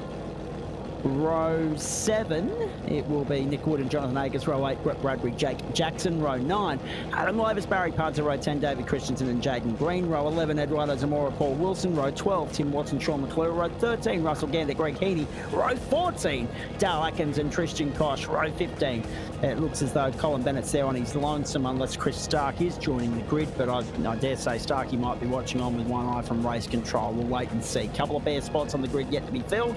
One by Rain Campbell, one by Sean McClure, and one by Chris Stark. I reckon we'll see McClure and also Campbell. I'm not sure we'll see Stark. Ready to fire. This is Spreyton Cider. Thursday Night Motorsport. No Rain Campbell on this grid. That's a big story as we get set to bolt. We get set to unleash the Porsches around this magnificent Italian circuit for 40 minutes. Round 6 of the championship's underway. Just the one race on the program tonight. And Matty Dench makes the early statement and says, "Catch me if you can," as he leads the field to turn 1. Billy Woods there side by side with Sam Muir for position number 3. And the 2 Whiskey Business Racing entries have slotted into 5th and 6th early in the piece there as well. That's Jackson Dial up 4 spots off the start, and Dane Snadden slotting in. Angus Lawford's gone through as well. Ryan Campbell not on the grid. Sean McClure not on the grid. Chris Stark not on the grid. We're down to 27. Nick Wood in trouble early. He's dropping like a fly down to 22nd off the back of the start. Now down to 23rd. Down 10 spots on his starting position. But at the front, top 4 status quo, and Jackson Dial up 4 spots early on. The first lap in a 40-minute sprint to get the second half of the campaign underway. Great to have you along for the ride as they make their way around for the first time. This is a great circuit for racing, there's no doubt about that. It's fast, it's flowy, there's plenty of overtaking opportunities, and slipstream is king, particularly on the long straights around here. We ride with Jared Knight. This is his best chance yet, Daniel Carrier-Sar, to have a crack at Matty Dench. Yeah, and I'm just going to echo those sentiments. Mugello is, of course, a fantastic track. It always produces really good racing, both 2 wheels and 4. It is more well known for the 2-wheeler action, but as we've seen on previous broadcasts here on the GSRC, no matter what we take here, it always ends up in quite a spectacle. Something that Italy seems to just nail. It has its fair share of awesome tracks. And yeah, Mugello is obviously one of those. Jared Knight's looking possibly to make a move. It'll be a very early one though. Remember, 40 minutes on the clock there. So strategy is key. No, he doesn't go ahead. He stays there in 3rd, and looks like Ben Woods just manages to sneak up a little bit as well. Rain Campbell in the chat there. Well, my little one woke up, unfortunately. Only just made quality and had that happen. So yes, family over fun, as they say. Not to say that family isn't fun, but in this case, I think you'd agree with me. One seems more fun than the other. Bit of news there from Rain Campbell, actually. The new bub at home, the little one, only just made quali and then got woken up by the kid. So parental duties call for Rain Campbell. That's unfortunate for him, but them's the breaks, aren't they? Parental guidance and responsibility. Something I don't have to necessarily worry about, and may never have to worry about. The joys of the single life. Up over the crest we go and down. Matty Dench, Jared Knight, Ben Wood, Sam Muir, Jackson Dial, the top 5. Dane Snadden, Angus Lawford, then Jonathan Hooper, Shannon Fever, Trent Allen, Jonathan Akers, Brett Bradbury, the best of the open split at the moment, down in 12th. Rain, just for peace of mind there, mate, you would have been 5th on the grid. You would have been 5th on the grid, mate. All the very best here for the night, and hopefully no interference from the little ones next week. Interesting, isn't it? When there's only he must have the short straw tonight. He must be on deck. No assistance, no backup, and therefore that's him done. GT3 the focus at the end of the day. This is just a bit of fun, he says, but that being said, the fun goes out the door once the gloves go off and the racing goes on. No doubt about that. We ride with Sam Muir, chasing Ben Woods, chasing Jared Knight, chasing Matty Dench. Fastest love to race, Angus Lawford, 152.399, and this is just one big train of cars right now. And Hayden Luthwaite throwing his full support behind Jackson Dial and Dane Snadden 5th and 6th right now. The football, Melbourne leading after 1 minute of the second half, 16-12 on Penrith. We have plenty of comments coming in on our social threads. We'll try and interact with them as best we can throughout the course of the night. Dench just controlling this the way he likes to at the front right now. Here's a replay. This is Russell Gander. Gander is in what's good for the goose is good for the gander. But that isn't necessarily good for anyone.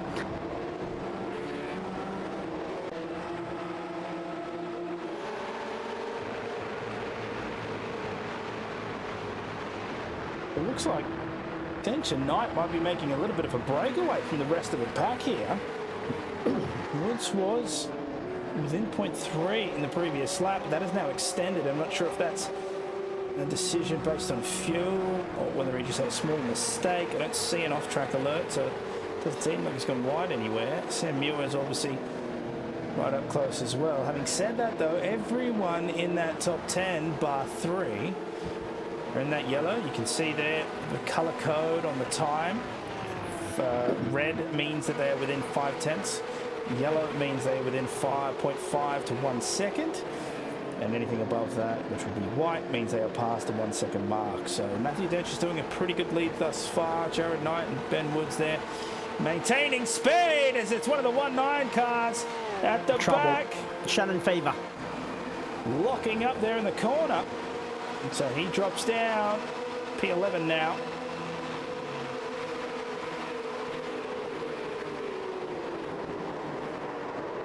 Oh, and that's Ben Woods. Twitchy puts Ben Woods at turn 1. Woods has had a moment and dropped 5 spots. And by the way, ladies and gentlemen, very quickly, the first observation from yours truly, Benny Woods has just thrown it in too deep and not been able to catch it. And it's sent him off into the gravel. If you're watching Nine's coverage of Thursday Night Football as I am, you'll notice they've very quickly done away with the Olympic rings and replaced it with Paralympic logo. And also the 28th of August 2024, which is when the coverage of the games start. And that is now only, 13 days away. So the Paralympics just around the corner. And all eyes on Paris once more. And Australia sending a team of 160 over for that. Penrith 12, trailing Melbourne 16, 3 minutes gone in the second half. And Dane Snadden sitting in the 5th place right now. Elevated through that moment for Ben Woods, who will be on the comeback trail. But unfortunately, he's made an invoice. He's made a rod for his own back here. He's, especially in a race where there's only one scheduled pit stop. We're not expecting a safety car in a field where the order is a little bit bunched up because of how tightly matched everybody is on pace, and Dench has just punched out a 151.784 last time around. It's interesting that, he's made that mistake. It'll be interesting to see what he can salvage from it and how he recovers. Dench across the line to complete lap 4. Will this be faster than 151.784? No, it won't be. That's Eduardo Zamora for not for the first time tonight off the racetrack, but at least this time still on all fours. Just to answer the question, bottom right of screen there, or centre right of screen there, when will season 2024D get underway? That is Monday, September 30. So 2 days after the AFL Grand Final, leading up to the start of the NRL Grand Final week, of course. The last day of September, if I've done my homework correctly, which will leave us with Friday night racing on October 4, 11, 28, and 18 and 25, 4, 11, 18 and 25, November 1 through 29, so 1, 8, 15, 22 and 29, and then December 6 to wrap it up.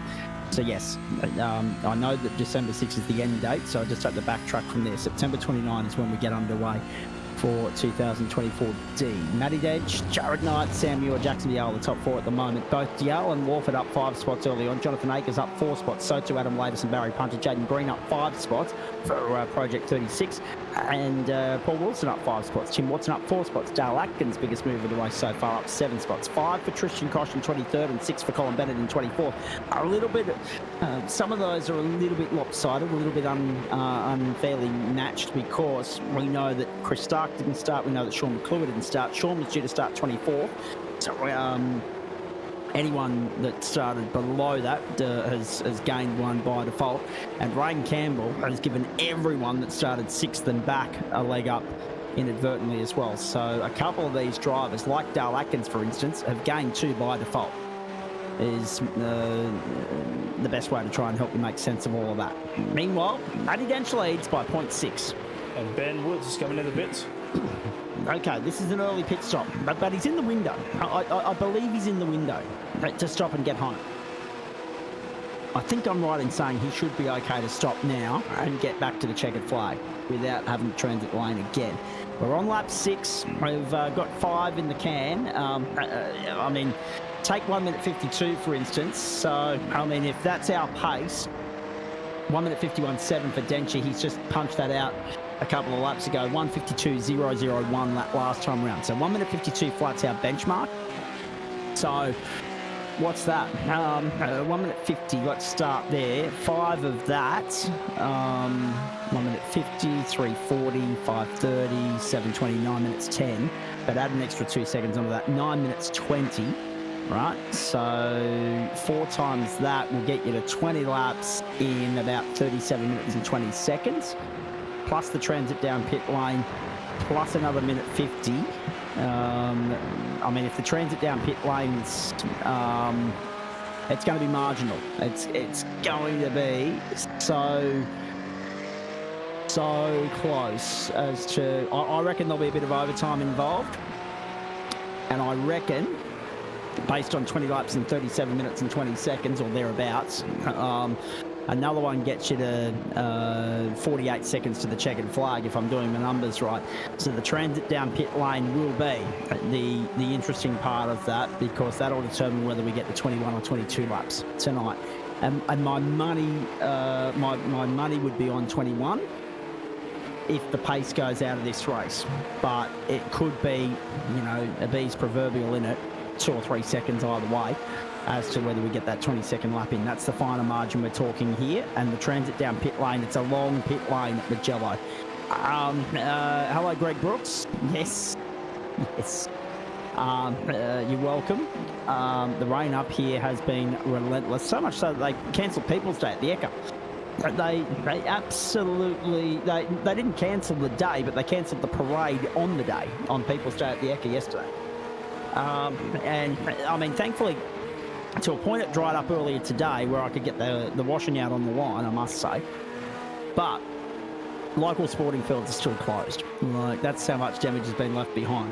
They're just going to let some of that moisture clear up before they let people loose on them again. Dane Snadden in 5th, chasing Jackson Dial in 4th, 1 minute 51.784 and 1 minute 51.847 that last time around for Matty Dench. So, I mean, if Dench is the pace setter, yeah, it could well be that we get 22 laps in by the skin of our teeth. But it is that finer margin that I would not be surprised if we run bang to time and it's 21 laps. Once you take into consideration that pit lane transit. Pedals have gone to pedal heaven for Andrew Neal. Oh, Jonathan Hooper and Angus Lawford. That's close for company. Lawford was wide through that preceding right-hand hairpin, and Hooper's trying to make him pay. WBR also, I mean, apart from standing for Whiskey Business Racing, also stands for West Bromwell Radio, so I've got that in common with the boys. Plus my favourite colour's yellow, and there's plenty of yellow on their cars. 13 and a quarter minutes gone. Dench completes lap 7. 18-16 now. Penrith have got their nose in front against Melbourne. This is a top of the table clash in the NRL, by the way, folks, on a Thursday night. Down the inside, Hooper to turn 1. Hooper to turn 1 on Lawford. Lawford will try and force the issue and hang tough around the outside. He should be able to do so. Hooper's got his nose in front. Lawford will have the inside line for the left-hander, does so. Hooper forces the issue and sticks there and gets the job done. And Lawford, if he's not careful, oh, he was going to lose out the Trent Allen there as well, but he did enough to get across and cover it off. 14 minutes gone, and Trent Allen is 8th. Chasing Angus Lawford, chasing Jonathan Hooper. Lawford's lost a spot to Hooper. Hooper's done very well to find a way by. We've got a 3-way fight for 6th. It's been a pretty tame race up in front. Matthew Dench doing Dench things and leading well. Jared Knight holding steady. Sam Muir has dropped back a significant amount there, 3.5 seconds the gap. The only real fight is a couple. One of them is on your screen. It's Trent Allen, Lawford and Hooper. Hooper managed to go down the inside of turn 1, which is really well played by him. And hilariously, Luthwaite saying, ask Fanatec for another pair right now. Yes, for those who aren't aware, well, you all are aware if you're sim racing fans, Fanatec has unfortunately had quite the fall from grace. Yes. And at least for now, they seem like they are still running well, but their parent company did default and went into insolvency. So we'll see how that goes. It looks like Corsair is also not going to go ahead with their buyout of the company. So look, I like Fanatec products. They've had a bad rap and they've deserved that. I'm not defending them at all. Definitely deserved it, but they were undoubtedly the king of sim racing hardware in terms of what they provided in the ecosystem and the cost. As Lawford dives down the inside, a mirror image of what we saw just before. And well done on the defensive line there too. So he cuts off Hooper's possible switchback attempt.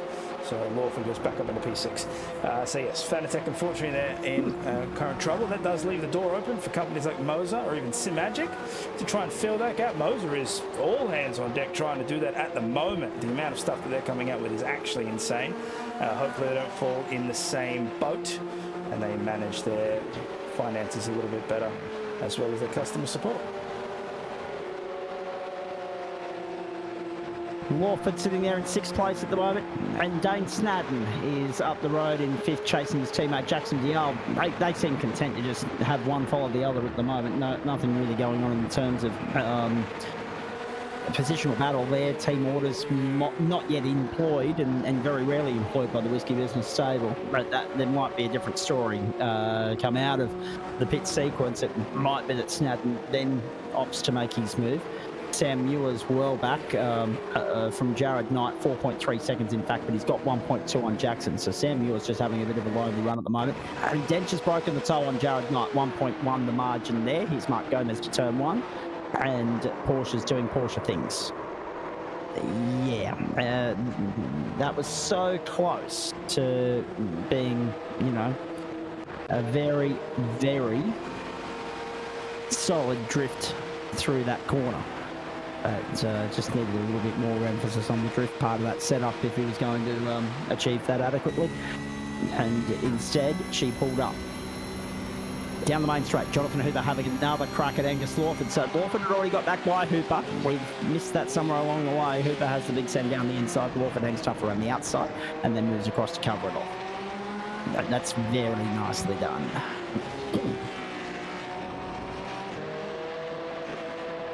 Hooper in behind Lawford at the moment. Snadden is 5th, chasing Dial. Trent Allen's still involved in this fight as well. Whoop. Trent Allen's having some connectivity issues there. He is. He just had a massive blink. There he goes again. Trent Allen's in all sorts. If he can't, well, I mean, really, these ones are beyond his control, really. If that internet keeps giving him grief, we'll lose Trent Allen from this race. The old Blinky Bill. Can you believe it? First world country, third world internet. How many times do I have to say it? Well, the NBN just recently... There's the bingo card, ladies and gentlemen. What did they celebrate? I can't remember how many fibre connections that they've done. 10 years of incompetence. And they're celebrating, saying that, you know, they've finally got this many people connected. And all I could think about reading that was, if you'd started the job with fibre, you'd have had this and more. But no, they decided that copper was the world's greatest material. Oh, Hooper down the inside of Lawford to the final corner. Oh, it's a good fight. This is good. Yeah, this is a great scrap. Allen's in there as well, but I'll tell you what, he's best to hang back at the moment. If anyone's aware of his connectivity issues, if he's aware of his connectivity issues, he's best Lawford to... went into the pits. Off into the lane goes Lawford, right, so he's going for the undercut. It's interesting, up the outside goes Allen. I'll tell you what, if he has any more connectivity issues like what he had last lap, you'll see Jonathan Hooper just drive straight through him like he's a ghost. Or then get caught up in there and interlock the wheels and it'll be on like Donkey Kong. But for the moment, Hooper's found a way to keep his nose in front of Allen, but barely. Good hustle from both those men as Angus Lawford comes back out onto the racetrack. So if we can get an indication of Lawford's transit time, Daniel, I'm interested to know what the transit time and what the stop time was for Angus Lawford, if we may. If that data is available to us, I'm not sure if it is. So, I don't know if I can show it on the screen. Let's have a look. So if I hit pit lane time... Well, Jaden Green's a good indication because he just came in. There we go, Lawford 39.7 was the pit lane time. Sorry, 39. 39.7 was the total pit lane time. That was the total transit time for Aiden to go through. In terms of actually in the box, that is not something that I can show on screen, but we can see. That's all right. That's all right. We don't necessarily need to know that. I just needed to know the transit time, because that is going to be the defining detail in whether we get that extra lap or not. As I said, based on the numbers that I was crunching, we had 48 seconds of leeway with the pit lane transit not factored into the count. If you're telling me it's 37, then that's 11 seconds. So the pace remains in this race. There is a definitive chance that someone like Matty Dench gets back to the line with only a few seconds on the clock to start that 22nd lap. Whether we go 21 or 22, it's on Dench's throttle at the moment. We're at half race distance. We're at the start of the 12th lap for Matty Dench right now as pit lane becomes a hub of activity. Jonathan Akers, Barry Punter, and still Trent Allen going toe-to-toe with Jonathan Hooper. Hooper back down the inside, and Allen backs out of it. Allen then tries for the up and under, but Hooper's already covered that off. Very nice. This is a great scrap, this one. A great contest. 21-22 on the clock. So yeah, again, people often, I always say to people, maths is not my strong point. So if I get the calculations right here, it's nothing short of a miracle because of those fine margins. I'm leaning on 21-22. I'm not willing to commit to one or the other until I see Dench's pit stop.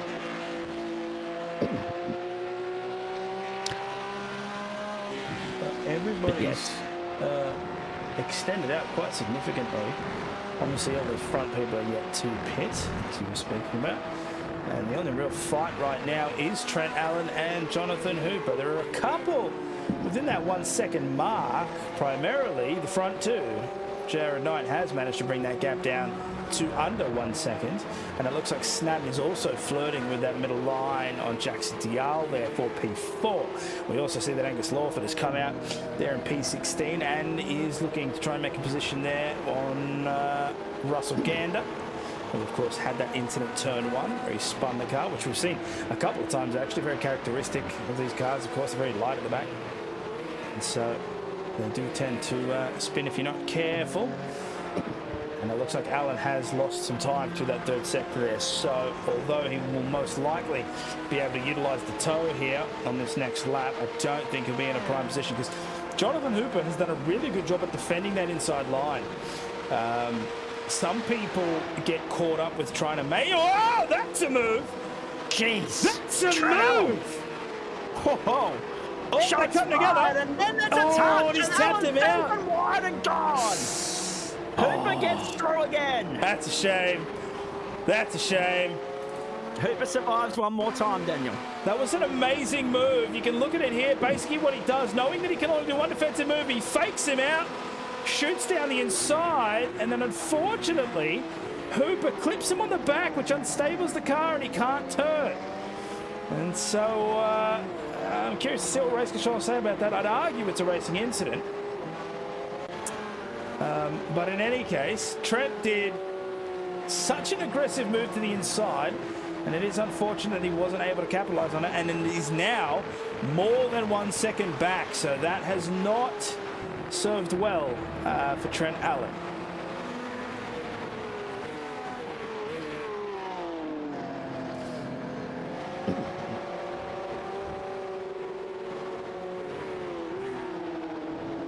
There's Nick Wood chasing Adam Lavis right now. Top 12 yet to stop in this race, plus Greg Heaney in 14th. Everybody else has transited the lane so far. We've had a few retirements. Jake Jackson out, Colin Bennett, Mark Gomez as well. Just so everybody's aware. Didn't see what happened to Jackson, but 25 minutes, 24 and a half minutes gone to this point.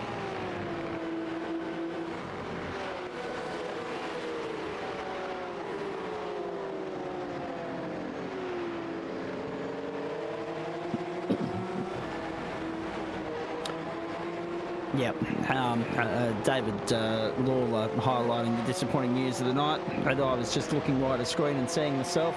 Penrith now leading Melbourne 22-16.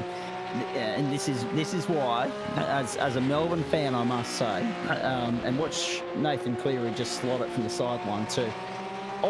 Actually, no. I put the kiss of death on him. He skewed it to the left-hand side, narrowly brushing the wrong side of the upright. So it's a 6-point ball game, but that's exactly why. Melbourne crapped the bed at the start of the season, and they bolt. They go like a scalded cat, and then they run out of huff and puff. People say to me, oh, you can't rule Melbourne out. Yes, I can, because when it gets to this end of the season and they're up against teams like Penrith, and last week losing to St George, I don't think my team will be playing the grand final in the first Sunday of October just quietly. However, if they are, I'll be rooting for them, albeit with a slight degree of trepidation. Dench, Knight, Muir, Dial and Snadden. Yeah, it's not the first time in the last couple of years Melbourne have lured you into a false sense of hope. Trust me, it's been a frustrating few years since that last premiership in, what was it now, 2020, the COVID year. And before that, 2017.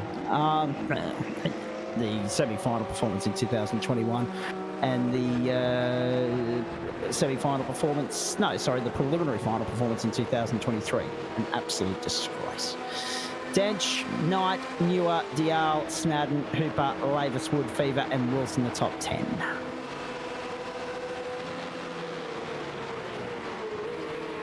Oh, you won't try and look on the inside there. I mean, choose not to. This is definitely strategic from Jared Knight here. He knows what Dench tends to do from the back. He sneaks up to the car in front, uses them as a blast shield, makes them do all the hard work, cutting through the air, punching a hole, and then uses that to save fuel behind. Now, these two have broken away from the pack behind them. I say pack behind them, it's really one car and then another car. Sam Muir at 5.8 seconds behind. Jackson Dial is 2.5 seconds back again. Also, I think I'm saying that last name wrong. Jackson did mention in Discord a while back how to pronounce his name. It's either Dial or Dial. I'll have to get confirmation from him again. I was going to say, if you're getting it wrong, I'm getting it wrong, and I don't see the Discord chats, so... Yeah, I'll have to double check that one. You check that one out.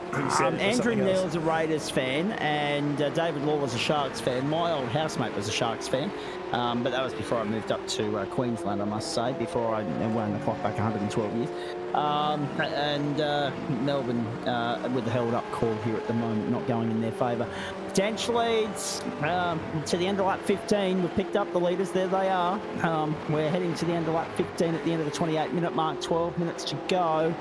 Is that enough for 7 laps? We wait and see. Down the main straight. They both continue on till the 30-minute mark will go with this lap. Well, it is pronounced Dial. There we go. Dial. Jackson Dial. As in dial the phone. Exactly. Yeah, okay. As in... And if someone had got me that memo about 13 weeks ago, that would have been... He only mentioned it a while back, but I do remember he typed it in, so apologies, Jackson. We will fix that from here on out. It is Jackson. At least someone got the memo to us eventually, before the end of the term. It's all good. Jonathan Hooper to pit lane on that note. Ben Woods, Paul Wilson. Sorry, Ben Woods the first of those two have stopped as Hooper comes into the lane. And Woods still on the comeback trail after that mistake earlier in the night.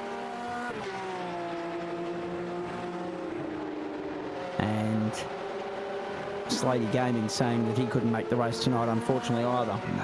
Jake Slade, that'd be, I think I'm right in saying. So, and also a Cowboys fan as well. And still hanging on to the glory days of 2015, the Cowboys. No doubt about that. It's approaching the 30-minute mark here. Look at Jackson Dial and Dane Snadden just follow the leader at the moment.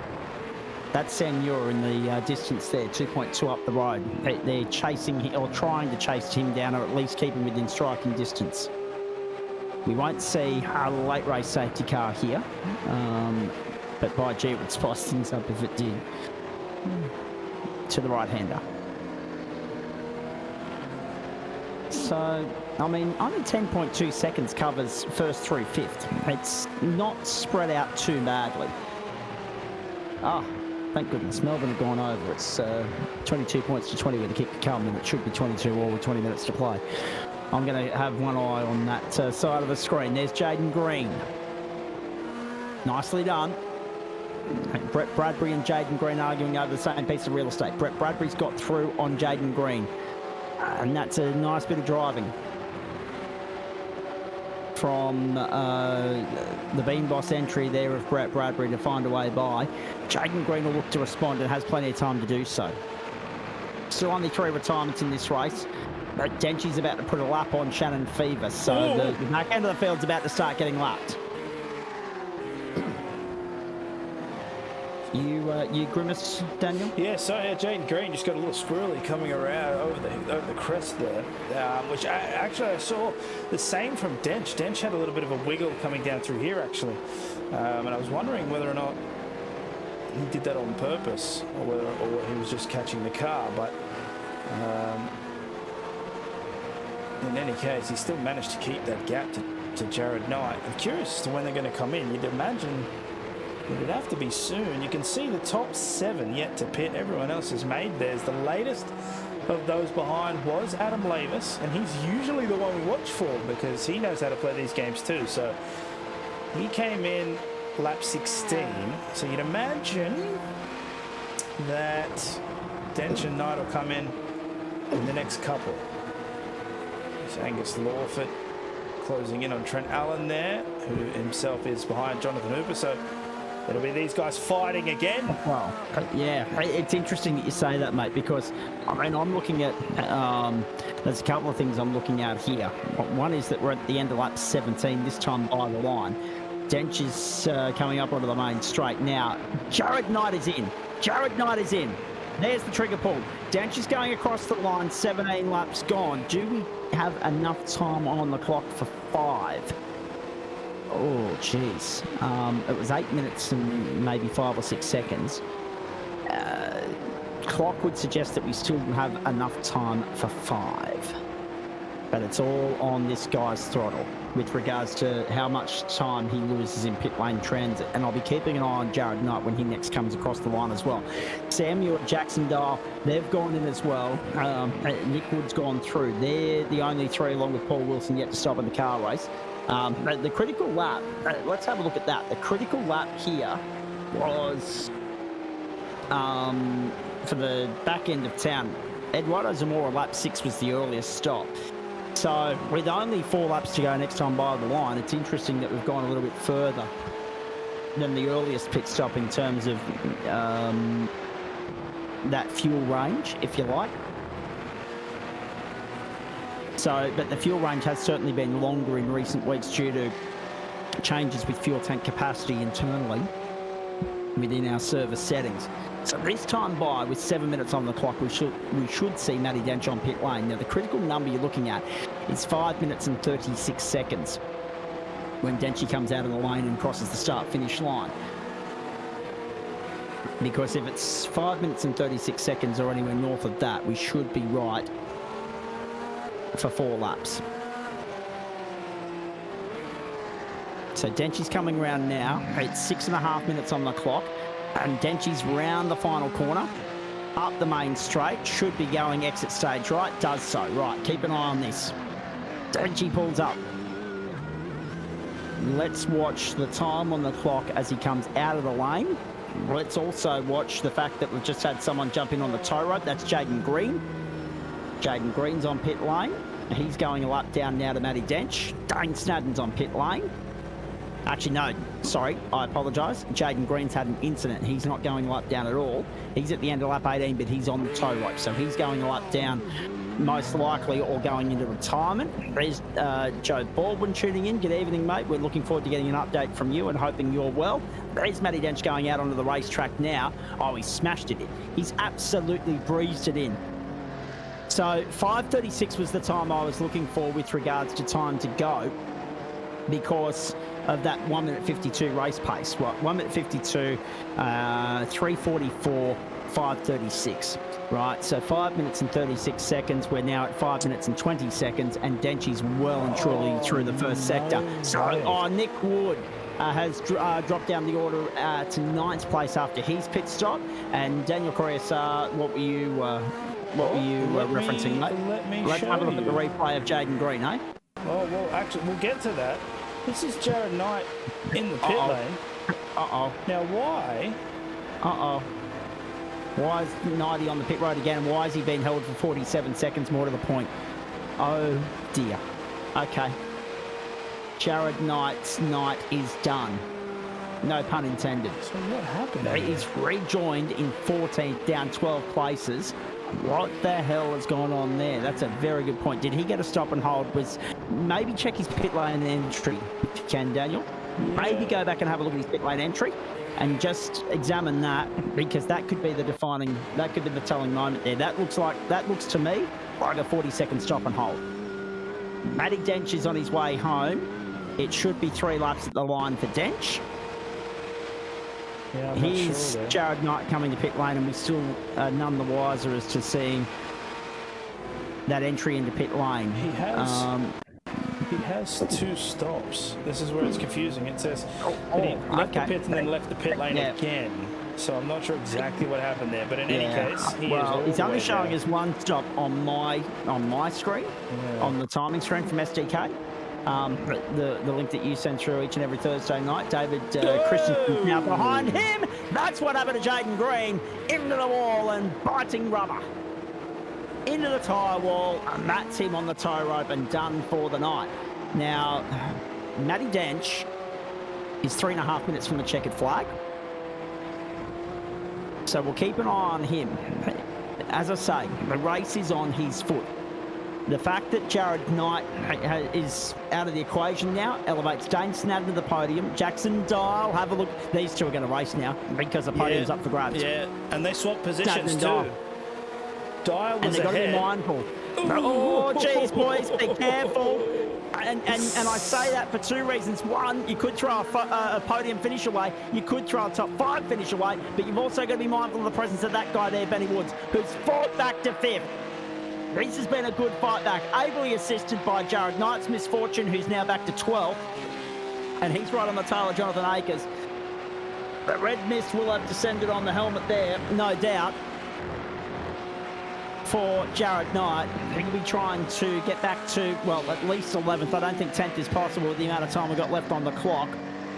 Matty Dench, I'm keeping my eyes peeled on him when he comes back to the start line.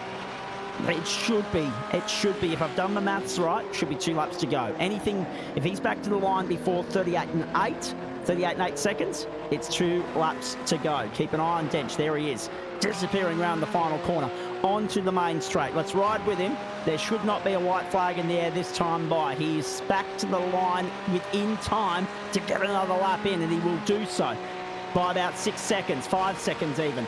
That's the fine margins we were talking, ladies and gentlemen. That's why I didn't want to, settle on a particular number until we got through the pit lane transit. But yes, Matty Dench will take this race out to 22 laps, which means there's plenty of time for Benny Woods to still fight his way back onto the podium. Down 2 spots on where he started after an early race incident. Down the outside of Dane Snadden, and a big send by Ben Woods on Dane Snadden. Around the outside of 1. A little bit of hip and shoulder of Snadden. Tries to make it a very difficult task for him, and he manages to do so. Snadden's wide. Woods is trying to get back up around the outside. Woods is still hanging there, if you don't mind. Woods is going to 4th on the inside, but he had to wait till turn 4 to get the job done. Woods back to 4th. With one of the moves of the night. Geez, he had to work hard for that. Well done, Dane Snadden, because you did not make that easy in the slightest. That was real difficult work. Real hard-fought stuff, real clean stuff between 2 of the best in the business. That was a really, really smart move there from Ben. What happened? And I'm hesitant to switch off here, so I'll just describe it in words. We might go back and watch it later. What happened was, as they were coming up towards turn 2, Ben made sure to keep his nose in that corner so that Dane could not come over and take the racing apex. And so what that meant was he had to stay wider, which means he couldn't put his foot down on the throttle quicker, which allowed Ben to take the speed that he needed to go to the outside of the next corner and make that pass stick. It's those little things that differentiate drivers, and now he has split the 2 teammates. And that's the point. That is the point. Because I think, to finish your point, I think as we see Matty Dench get the white flag now, this race is now into overtime, but the last lap board is out.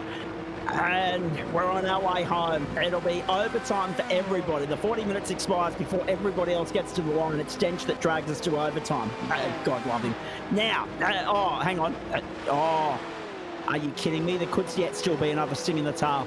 Jackson Dial had a magnificent bit of net coding there and a little bit of packet loss. He had a blinky he's gone again. There he is again. Yeah. So there's a sting in the tail looming here as well, and it could be within the internet connection, the stability of it at Jackson Dial's end. He's gone again. That's three. That's three. And watch Dane Snadden as well, because the point I was going to make is in making difficult work for Benny Woods, Dane Snadden might have just relieved the pressure enough of Jackson Dial to prevent him from losing his podium finish, to just prevent Ben Woods enough time to reel him back in, to just make it a task, a bridge too far. But Dial's internet may well have the final say here. Keep your eyes peeled, folks. This race is not done yet. This race is not done yet. Whoa, boy. Matty Dench clinical at Mugello. Matty Dench, the master. Just magnificent yet again. Another win in the Spreyton side of Porsche Cup coming his way. And in excess of 11.5 seconds will be the winning margin. There he is to the last corner. Dench gets the job done as only he knows how. But what happened to Jared Knight, more to the point, we'll need to pick that apart in the closing stages of our broadcast here. Dench, dominant again. Job done. Race victory, and probably one hand on title number 10 as well. Muir will be second. 51.676. Dench finishes with the fastest lap of the race. Here come the rest of them. Sam Muir to second. Jackson Dial's going to come home third. He just did enough to hold off Benny Woods, and he can thank Dane Snadden for his role in that. Snadden will round up the top 5. It's 6 positions gained for Dial and 1 for Snadden. 2 Whiskey Business in the top 5. Jonathan Hooper 6th. Holds off Trent Allen. Angus Lawford in for 8th. Nick Wood will be 9th, and Adam Lavers 10th. Jared Knight will come home in 11th. But look at this. Jonathan Akers, along with Barry Punter and David Christensen, the run to the line. And that was for the win. That was for the win. Have a look at Christensen make the lunge. Couldn't get it done. Barry Punter will win the open split tonight. In the absence of a couple of the regular championship combatants, that is very nicely done from Barry Punter. David Christensen 14th, Brett Bradbury 15th, and then Greg Heaney. Russell Gander was 17th. Tim Watson's coming home late. Then Dale Atkins, Paul Wilson, and Shannon Fever. Something's happened to Paul Wilson there. I think he's suffered similar fate to Jared Knight, and so too has Shannon Fever. A 56-second stop for Fever, a 40-second for Wilson. Atkins was on pit road for 20 seconds as well. There's a couple of things that don't necessarily add up in all of that. Tristan Koch was up 6 spots, but I think he's come home a lap down. Eduardo Zamora has also come home 2 laps down. And although actually I don't think he's come home at all, Zamora. It's showing as though he's on pit lane at 20.97 now. I don't think he's come home at all, quite frankly. Let's have a look at this. Eduardo Zamora. Let's have a look. Pulling into pit lane. And that's before the checkered flag, and he's out of gas. Zamora's night done, and then Jaden Green comes home on the tow rope, having completed, well, he's on the tow rope at the end of lap 18, so he's just got the 75% distance covered there. So that'll be okay. Oh, he did too. And then Jake Jackson was a retirement, so too Colin Bennett and Mark Gomez. And Dave Dench highlights the point. Yeah. I'd already made that point, by the way. But we were caught up in the battle for third. So 51.676, and no surprise here at all. Denchy doing Denchy things, just like yours truly getting the number right with the mathematics of it. As I said, it'd be touch and go. Denchy got us back to the line 4 seconds before time to take us to lap 22. That's how fine a margin it was. Well done, Matty Dench. Had the open split room running on their own, they would have only got the 21. Had Dench not been here, we would have only got the 21. That's the difference. Denchy eats an extra lap out for everybody's enjoyment, and we hope you enjoyed it as much as we enjoyed bringing it to you. Great work from Matty Dench, Sam Muir, and Jackson Dial. And funnily enough, Jackson's the first cab off the rank in the post-race show. At long last. So, Whiskey Business Racing, 2 in the top 5. That's the takeaway from all of that. 2 twitchy foots in the top 10 as well. Adam Lavis nabbed a top 10 finish. But what the hell's gone on there for Jared Knight? Not the only one to have a stop and hold of 40 seconds tonight, and the bloke that's joined us in the booth. Now, we're reliably informed, Jackson, and you'll have to forgive me because somebody's passed it on up the chain, albeit a little bit too late. I don't actually follow the Discord thread, so wherever you've dropped your little memo there to tell us that we'd been mucking up the pronunciation, I only got it about 15 minutes into this race. However, welcome into you, the first of the Whiskey Business stable home, well ahead of your teammate Greg Heaney, who's in the open split, of course. He was down in 16th, up 10 spots on where he started. And also important to note, you held off Dane Snadden, who was charging home hard as well, mate. But you did most of your damage with this blinder of a start. Talk us through it. Ninth is where you started. You were 5th by turn 1, and you've come home 3rd, mate. A good charge, well done. Mate, it's funny you mention it because literally 30 seconds into the starting up grid, I mentioned to Greg, I was like, oh, I don't usually do standing starts. How do you get off the line in this thing? And he said, mate, just foot to the floor, drop to about 25-30% and you're golden. And I ended up just having the best start I think I've ever had. Just completely around the bloke in front of me. And I said to Dane, I was like, I'm coming up your inside here, mate. Stuck it in there and made it through. So, yeah. But he wouldn't have even been able to believe that. What was interesting too, mate, is it wasn't just the start. You built on it. You went on with it. I mean, yep, you brought a little bit of luck in the form of whatever the hell's happened to Jared Knight, which we'll pick apart very shortly. But also you were able to come into the pit lane, undercut Dane, come out ahead of him. Benny Woods had a moment. He's sandwiched in between you. But I was wondering when team orders might kick into gear with regards to you and Dane. It seemed like you were very happy to just follow one another along and poke along there for the most part of the opening stint. And then obviously I was expecting a little bit of toe-to-toe, door-to-door racing on the exit of the pit strategy, but then poor old Benny Woods threw his hat into the ring and you guys had to fend him off instead. Yeah, I'll tell you what, we had the Greg and Aiden, he was the entire time, don't kill each other, you're looking great here, boys. But I did say to Dane, I was like, mate, if I get an opportunity here, I'm taking you. And he ended up just making one mistake coming out of turn 3, I believe, and I just took it. I said, see you later. But yeah, it was great driving from Dane. I pretty much just stayed within each other the entire race, which I was quite surprised because he was a lot quicker than me in qualifying. And yeah, just carried it home. Indeed. And to be fair, he played a very good role in helping you hold on to 3rd in the end there, because Benny Woods was charging home with a wet sail, and I mean the way in which Dane made him work for 4th brought you just enough of a buffer to hold him off in the battle for 3rd. Oh, definitely. I said to Dane, I was like, if you guys didn't have that little muck up there, he probably would have taken me on the last lap because he was absolutely charging. I think I saw he made up 4 tenths in the last lap, so I'm grateful for that. So even though the standing start was something you were getting last minute advice on, it seems as though you and the Porsche and Mugello was a good mix.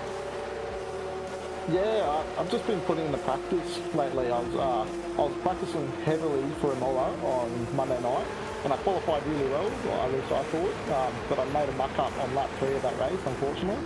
But I did the same thing for the Cup Car and practicing the last couple of days, and really pays off when I actually practice for the race I want to do. So. Indeed it does. I mean, talk us through your season so far, mate. I mean, we've been seeing you pop up sporadically throughout the course of the season. As you say, standing starts aren't necessarily something you're accustomed to, but is that something that we'll see more of now that you've had a good run in the Porsche? Would you like to appear here more occasionally and have a bit more of a go? Well, originally I'm more of a DownForce person, but lately I've been trying to adapt more to the GT3s, and I randomly took up the Cup Car a couple of weeks ago because I was getting a bit fed up with the fixed nature of the LMP2s this season. And yeah, after my first race, I had a pretty decent finish for someone's first race in Cup, and I've kept with it, and I've had really good lap times this week. So yeah, I think I'll be sticking around finally and trying to make it every race. If you're just tuning in, ladies and gentlemen, this is the Whiskey Business Racing post-race show with a couple of ring-ins because Tim Watson's here from race control, but obviously he was out there on the circuit tonight, so it's nice to see a bit of a change of pace for him. We'll have a chat to him about his run in the open split in just a moment. Matty Dench is here. We'll ask him about another critical performance in the elite split and another race victory. But after hearing from Aidan Luthwaite earlier, the rest of the stable, Dane Snowden's here, Greg Heaney's here as well. So we'll hear from the Whiskey Business boys and then work our way through to Tim and Denchy. Greg, welcome into you, and hello Dane as well. Dane, I've got to ask you about your battle with Betty Woods in a moment, but Greg, do we ask you about DownForce Legends first or the Porsche first, please? Oh, either way. Yeah, I was going to jump in before. The only team orders I had for Dane and Jackson were don't kill each other. Yep. And they didn't. No, they credit to them. They managed to battle out for the places and did a really good job of bringing both cars home straight. So well done to them. They worked really well together, actually, to fend off the bloke, or partly fend off the bloke that has just joined us in the booth in Betty Woods as well. So plenty of blokes to talk to tonight, ladies and gentlemen. No shortage of post-race content for us here. Greg, let me ask you firstly, with regards to DownForce Legends, great showing from Aidan Luthwaite. Great to see him back on the grid there. And you had the rare privilege of bringing the field to green for race 2. Yeah, Aidan was doing I don't know how many laps prior to the session, and he's jumped into comms and he's I'm going to fuel save the second race, and I reckon if I can get it down to this figure I'll be able to make it through. So he actually did race 2 for the LMPs on 0 stops. That's right. He did a Matt Dench from earlier seasons, because we know how good Dench is at saving fuel. But yeah, no, credit to him to winning that. He said he was shaking just mildly after the race. So yeah, well done to him. Yes, me taking the field to green off the race 2. Yes, as you say, very rare occasion, and I had no right to be there because it was all the cars falling off the road. And I said to him, he's like, I'm going to be coming for you. I was like, yeah, don't worry, I won't be there for long. I was happy to almost lead a lap. Yep. And once the floodgates open, I got dropped around left, right, and centre. Absolutely, you did. In saying that, though, mate, I mean, I'm partly distracted at the moment, Greg. It's 2 1/4 minutes to go on the footy, and the Storm lead the Panthers by 2 points. But well, that's good. Yeah, exactly. The Panthers have got a set of 7 coming up because the ball's gone through on the grubber and out of play. Oh, actually, no, it was tapped out by the Panthers, so it's a line drop out to them. So here we go. Fingers crossed we'll get the ball back. In the meantime, sticking with you. Yeah, a couple of moments in that second race as well, but Luthwaite's charge is what I want to focus on. I mean, to be fair, great head on young shoulders, and he withstood the pressure in race 1 from the championship leader Chris Noble beautifully. But that charge in race 2, compromised by the fact that he had a bit of damage. He got caught up in an incident that was of no fault of his own. But the way in which he was able to just, roll through the paces and go with the punches there, and still bring it home in second to Aaron Russell, gave him round honours, which was a really nice result. Yeah, definitely. Obviously, he knew where I was braking up into the corkscrew, because I had him watch me for a couple of laps during the practice session, and then he would have thought he would have had some idea of where I was using my brake markers, being he was a handful of places back behind me. And yeah, we've gone through the corkscrew, and he's like, oh, there's a pile up, and he's like, oh, I've been spun. And he was pretty quiet for the rest of the race until we got towards the end, where he's like, I don't know how I did it, I don't know if I'll do it again, but I did it. So got home very nicely. Yeah, certainly well done to Aidan for getting second place from the mishap on lap 1 for that one. So all right, indeed. All right, let's turn our attention to Porsches. Quickly, your thoughts on your race, 4th in the open split. I was happy to make the end, 40 minutes around Mugello, and especially on a rather hot track with a car that doesn't have a lot of downforce. And it's, as I've said previously, it's not my forte for this particular type of GT3, but yeah, I'm happy to make the end with a relatively straight car. Condolences to Eduardo for the lap 2 incident. I was completely locked up going into turn 1. I just couldn't get the brakes off to get away from the back of his car, unfortunately. But I don't think I hindered his race terribly. I think I probably just gave him a little bit of a bump and a nudge to get him through the corner a little bit quicker. And as far as the boys up front is concerned, I mean, 2 in the top 5, Jackson with that blinder of a start, and Dane doing his bit to keep Benny at bay for as long as he could to buy Jackson a little bit of time there at the end, a little bit of a buffer, made all the difference. 2 in the top 5, though, made a very good night for Sable. Oh, most definitely. I mean, yeah, as you say, 2 in the top 5 in open as well, because we had Tim running in our colours too. That's right. Yep. So myself 4th and 5th, myself 4th, Tim 5th, and then obviously Jackson and Dane up in the elite split up in front as well. So yeah, very, very happy with everybody's performances for tonight. So indeed, and I'm just looking at the clock, 50 seconds to go. Melbourne challenging for ruck interference, but it's unsuccessful. So Penrith will have a scrum with 50 seconds on the clock and a chance to win the game. We'll wait and see how that plays out. Let me bring in your teammates now. We've already heard from Jackson, but Dane has been a regular on this grid for a while. That was some of the best door-to-door racing at the closing stages I think we've ever seen from you, mate, in the sense that you made Benny work for almost the entirety of the first sector to work his way by you, and he was, of course, on the comeback after an incident earlier in the race, which we're going to ask him about when we talk to him in a few moments' time. But just how hard did you have to get the elbows up and out to fend him off as much as you could, knowing full well that if he got by you with any sort of ease, then your teammate Jackson was going to be the next target, but time was running out as well. Yeah, she's first of all, she's good to be back in the broadcast room. It's been a while since I've been in here and put in a good performance. It's great to be part of the Whiskey business team. It's nice having a good bunch of guys to hang out and chat with. But yeah, that was a tough race. Be up the front. I was enjoying that.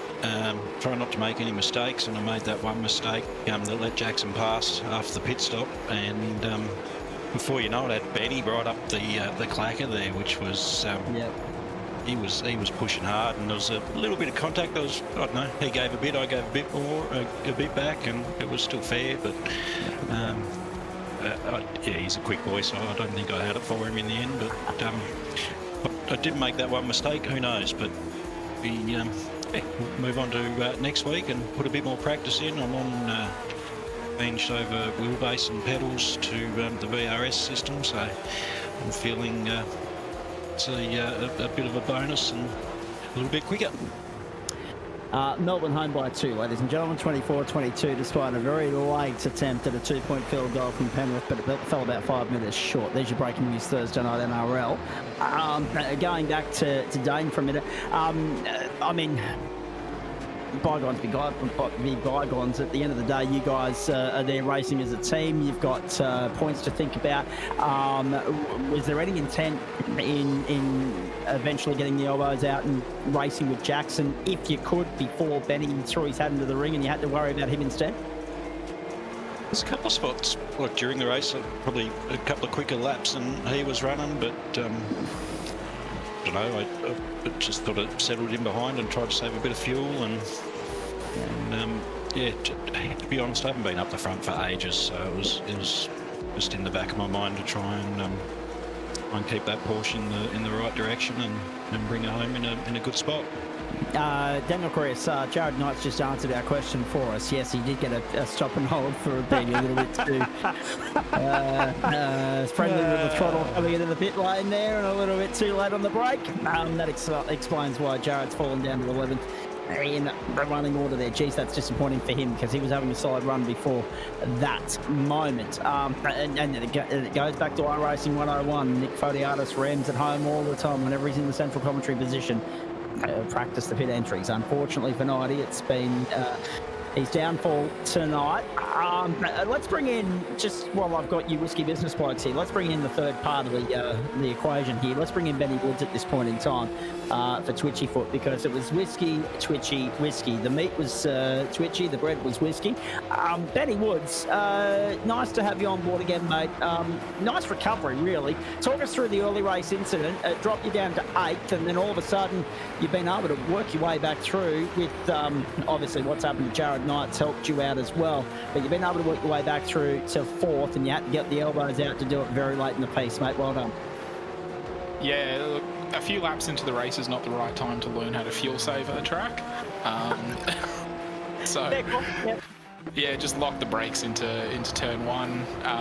Managed to keep it straight, which was good. And then once I'd settled back in, I just thought, you know what, I'm going to go the alternate fuel strategy, pit early, reset the tyre temps, and then just underfuel a bit and try and save as much as I can for the rest of the race, which was a bit of a gamble considering I just almost crashed out trying to save, but worked out. Indeed it did. And boy, gee, that was balls of steel type stuff.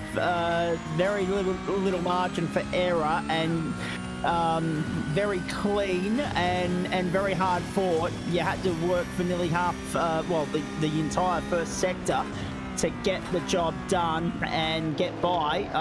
Dang there late in the piece. He didn't make it easy for you. No, absolutely not. That was some great racing and great defending through that sector.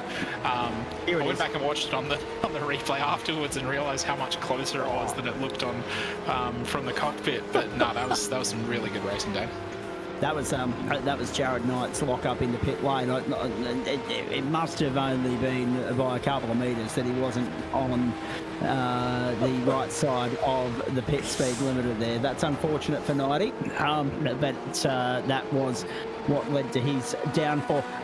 Yeah, great racing between you guys, and another solid result, Benny. I mean, sure, forget about Denchi. He's just, bolting clear of everybody. But in the championship, where we're seeing you somewhat sporadically, it's nice to put on some very good points on the board. Yeah, I've had to miss a few weeks to some commitments. I should be here for the rest of the season now, so hopefully I can pull something together and have some more great racing with the guys here. Indeed. Dane, you were top 10 coming into the round tonight. You've well and truly maintained your place in the top 10 here because you've been able to pit both Chuk Fung Wong. In fact, was Fung Wong even on the grid tonight? I'm not sure. He was. And also Angus Lawford, mate. So being able to keep those two at bay helps you out in continuing to net those consistent results and bag those points, because you just don't know what the net result might be at the end of the campaign. We're only a week away now from those drop round points equations being applied to the matrix, so we'll get a clear indication of where things are at then. I was lucky enough to snag third in the championship, was it 2 seasons ago? That was to a few guys sort of pulling out close to the end, so I don't think it's going to happen this season, but hopefully I can pick this pace up and bring him up a few more positions. And I think me and Jackson are put together in the team standings, so that we might be able to do something there as well. I'm not going to lie, folks, I'm a little bit disappointed that I'm missing weeks 8 and 9 and not next week, because next week's Circuit Park Zandvoort. Yeah, it's not the greatest track for Porsche racing, let's be perfectly honest. It's not wide enough for them. However, let me go around the room. Before we get to, we've still got to get to Timmy Watson, we've still got to get to Matty Dench, but whilst we've got Ben, Dane, Greg and Jackson open at the microphone, let's go up the line here from Jackson. What are your thoughts on the rest of the season, starting with Zandvoort next week, mate? Then of course Monza and Algarve before the final round, but let's focus immediately on next week at Circuit Park Zandvoort. Pretty excited. Zandvoort actually is the track I got my first win on in F4, so excited to get back there, and yeah, sounds like a fun track.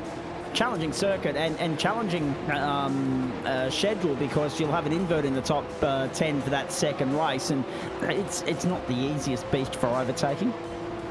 No, it's not, and there's a lot of tricks in cutting as well, so a lot of practice is in store to get it right, I think.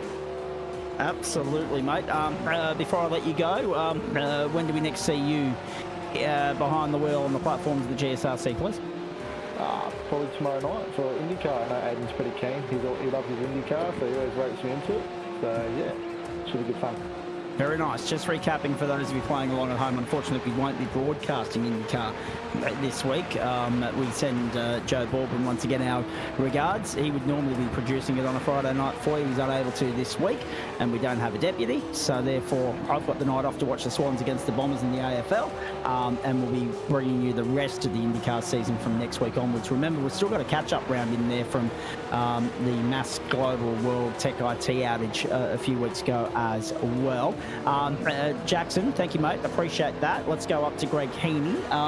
Firstly, your thoughts on Zandvoort and obviously everything between now and then as well for you guys. Looking, as we were saying with Jackson, looking forward to Zandvoort. I'll need to try and fit some practice in maybe on a Wednesday or something with all my other race commitments that I've got with the GSRC. I won't be here tomorrow because I'll actually be at the football watching the Bombers play the Swans. With any luck, we actually show up this week. We could have a chat about that off air, Greg, if you like. I was actually sitting with the Bombers supporter, true story, just to fill in the pieces here before you go on. I was sitting with the Bombers supporter last Saturday night as that unfolded, and he said, you watch, we will find a way to lose it. And sure enough... I was saying that earlier in the week. I said, guaranteed, the way our run of form's going, the one game that Gold Coast wins away from home is against us. Yep, and sure enough, a dolly with about 30 seconds on the clock right in front. Magnificent.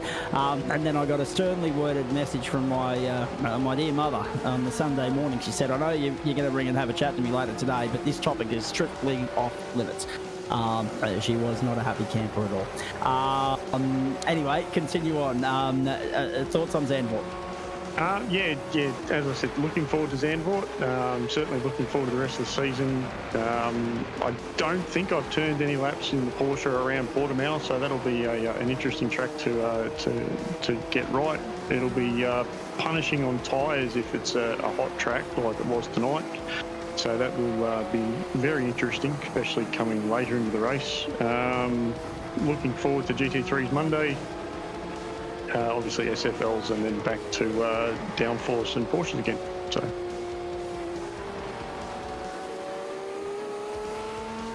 Indeed, and obviously we're looking forward to more of your insights next week, mate. Thank you for that. I've just had a message come through from the lovely Nicole Williams, and it would be remiss of me not to mention this. We're thinking of our friends down in New South Wales today in the Circuit XL community. It was the funeral of 2023 New South Wales Masters champion Brian Skiveris earlier today at the Hawkesbury Race Club. They've wrapped that up and laid him to rest in front of a huge turnout. I did have a look at the possibility of getting down there. I was unable to do so, A, because of needing to be here, but B, just economically speaking, it just wasn't adding up, unfortunately. But our thoughts are with everyone down there in New South Wales, and particularly the Skiveris family at the moment. Blake, of course, synonymous in karting circles, Aussie racing cars and a few other things over the course of time, and Neat's doing good things in Series X3 New South Wales at the moment as well. All the best to them, and in what's been a really difficult time, and valet Brian Skiveris. Thank you, Greg. Appreciate that. Thank you, Jackson. Dane Snadden, what's next for you, please? I mean, obviously we'll see you here this time next week, but how do we get to there, and what are your thoughts on Zandvoort? Try and tame that big Forder in the GT3s Monday night. Haven't had much fun this season in the big old Mustang, but Zandvoort, it's a great track. Love banking in any sort of racetrack. So looking forward to that one. I think the Porsche's been there before. So we'll see how we go. I just got to spend a bit more time on the pedals and the wheels and get it set up and get a bit more comfortable. All right, mate. Zandvoort awaits next week, and we're looking forward to that. Thanks for stopping by for a chat post-race here. We appreciate it. Thanks for having me, Zach. See you, mate. You're most welcome anytime. Probably the best turnout we've had for a Porsche post-race show so far this season. Benny Woods, a lot to look forward to in the next 7 days. What's your schedule look like? And what are your thoughts on Zandvoort and particularly the thought of going sprint racing there? Haven't turned a lap there since they've done the rescan, and Porsches might kind of just show up on the night and see how it goes, so it'll be interesting. And sprint races are always a bit of a nightmare, but yeah, it'll be fun. See how it goes. As usual, you'll see me in GT3s on Monday, and then that's pretty much it till Porsches next week. All right, mate. Very nicely done. Appreciate that. Congratulations again. Well done on that, and we look forward to seeing you back on the grid next week. And as you say, hopefully now making a charge towards a promising result in the championship now that it looks like you're back on the grid for the rest of the season. Absolutely. Thank you very much, guys. Let's turn to Tim Watson and Matty Dench. Timmy, nice to see that a little bit of wheeling and dealing was done here a few weeks ago to put you in whiskey business colours, mate. It's looking good, that bit of kit. You've been busy because 9 times out of 10 we catch up with you. You're in race control. You've got one eye on overviewing, overseeing things. Tonight, it must have been nice to be able to get out there and turn some laps in anger. Oh, it was good to finally have a decent race for the Whiskey Business boys. First race was Bathurst, sort of had a couple of incidences there which turned it upside down, and last week I was a bit crook, so I didn't race at all, so it was good to get out and have a clean lap and a good battle with some of the guys. Indeed, mate. Hey, talk us through your thoughts on, I mean, the trademark 101 question I normally ask everybody. I didn't have a chance to tonight because we were so focused on the battles and the racing, but the Mugello circuit, is it one that you like? Is it one that you enjoy driving around? I do enjoy it. It's the first time I've done it in the Porsches. Got a little bit of practice in during the week, not much, but I've done a bit of GT3 racing around here. And I enjoy it. It's one of those tracks you don't really stop. You're constantly turning other than that main straight. I think it's a quite enjoyable track to drive it. All right, mate. I mean, we're looking at you on screen here. It looked like you had potentially a bit of a lonely run out there. The start of it was good. I had a good battle there with Dale for a bit of side by side through the first 2 chicanes, which was good. Nice and clean, but towards the end of the race the tyres started to go and just had no front grip, so it was all about just keeping on track and getting the best result I could. And talk to me about the fact that, I mean, I'm looking at Russell Gander there. I'm expecting that he will be slotted into the open points standings there. He was listed as to be confirmed tonight, as you would have seen on our screen. So that will make you 1, 2, 3, 4, 5, 6th in class. At the moment, it's 5th until Gander's classified. As far as the championship's concerned, mate, have you got any aspirations with regards to what consistent points hauls might do with regards to a result? At the moment, you're well inside the top 10 coming into this round, 25 points clear of the 10th place David Christensen, and tonight's points haul will no doubt help that. At the moment, it's just turn up, race, and see what happens. If I have a good race, then you take it. If not, then try and turn up next week and do a better job. Fair call. I mean, there was a DNF in there a couple of weeks ago, so there's one in your drop rounds. I've had 2 drop rounds already. And the DNF last week when we weren't on air. We missed Hockenheim last week, that's right, because we weren't on air. So there's your 2 drop rounds burned already. So really, you've got to make every post a winner in the next 4 weeks, haven't you? Oh, that's it. Just turn up and do my best, and hopefully I can finish up towards the pointy end and see what happens at the end. And as far as, I mean, the next 4 weeks are concerned, start with your thoughts on Zandvoort. Haven't done too many laps there, so a bit of practice is going to be needed this week to see how this Porsche goes around it. So we'll see what happens. Sprint racing, I prefer longer races myself. If the sprint racing, we'll see what happens, I guess. Hopefully I can keep it on track and go half decent. Indeed, and here comes our second replay of the race for you, ladies and gentlemen, such as the link to the post-race show tonight. Fantastic stuff. We're smashing it out of the park here. Aside from your racing duties, how are you enjoying race control, and when do we next see you fulfilling that role over the course of the next 7 days, please? And are there any other opportunities to go racing between now and Zandvoort? I'll be RC for the Super 2s again. Nice. Hopefully they behave themselves a bit more. Yeah, exactly. They haven't been doing much of that in recent weeks.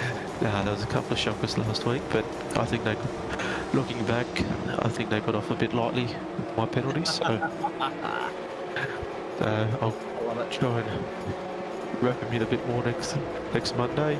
To do with racing, most likely just the Porsches, and that's it. Very busy and quiet week all at the same time. Thanks, mate. I appreciate you stopping on by for a chat. Well done, and look forward to seeing you on Monday night. No worries. See you then, mate. And whenever there's anything to report from race control, you feel free to jump on in and have a chat to us too, by the way. Will do. But yeah, there's been a couple of things that have been requiring a please explain in recent weeks, and there's been a couple of very heated post-race discussions as well on air, I might add. So looking forward to seeing what you bring to the table over the course of the next 4 weeks, mate. Thanks for that. No worries. Thanks, Zach. And that just leaves one, the number one. The benchmark, ladies and gentlemen. 9 Porsche Cups on the trot to his name, and no reason why Matthew Dench, good evening to you, no reason why this won't be title number 10. You had 49 points on the pack coming into tonight. There was no, I'm just having a look through the entry list here. Jake Jackson's retired. There was no Ben Patterson. There was no Jack Rogers. I know Jack's tied up with some things at the moment. So when we look at all of that, it was somewhat a little bit disappointing that Jared Knight was a little bit of a lead foot going into the pit lane and got whacked over the knuckles, because he was the only one within striking distance of you there at the end, and you just bolted clear to record a 12.5-second victory, mate. And again, I reckon, even though it's week 6, I'm tempted to say it's 1 or 2 fingers on the championship. Well done. Yeah, well, there's definitely a couple of the boys that can definitely throw a spanner in the works and give me a run for the money. So, anything can happen in the races. So, yeah, pace was really good out of Jared there tonight, and just that little hill coming in the pit entry, just caught him out. He just braked it that late, and that's the end of it. And Ryan Campbell, of course, was a D and a S very late in the piece as well, due to child minding duties, parental supervision, and what's that? Fatherly obligations. So that's unfortunate for him, and all of that's just parting the seas very nicely for you. It looked as though it was a cruise in the park for you tonight. Sure, 90, ran with you toe for toe. But as soon as you lost him in the rear-view mirror, went the extra lap, he got stuck for 40 seconds. All of a sudden, that 1 or 2 second advantage you were enjoying ballooned out to 12. How much was left in the tank, and was that a 10/10 performance, or were you holding a little bit back tonight? I was definitely running flat out from like lap 4 onwards. The first couple laps kind of entertained the idea of maybe we can just fuel save and skip the pit stop, but it was going to be like another 3 or 4 litres short of that, so decided to go flat out from there, and to my surprise, nobody kept up with me quite easily, so I was looking forward to a really good race at the end, but the pit stop got it. Indeed it did. And as far as you're concerned, fastest lap on the last lap. And you already had the fastest lap, but why not go out and put the exclamation mark on it, eh? Yeah, well, that's it. You always want to push and try and find the limits of the car as the tyres wear, and it seemed to have got it dialed in quite nicely. 4 weeks to go. There's 2 sprint rounds in that. There's a 40-minute race at Monza. There's a 60-minute race at Algarve. We know that you go into those sprint rounds with a degree of trepidation. How do you attack Circuit Park Zandvoort? Zandvoort's never used to really like it, but once they've done, since they've done that new scan on it, it's actually pretty fun to drive these cars around there. Yeah, so it should be pretty fun. Is that with the banking in the final corner now? Have they rescanned that part, have they? Yeah, the banking in the first sector and the last sector.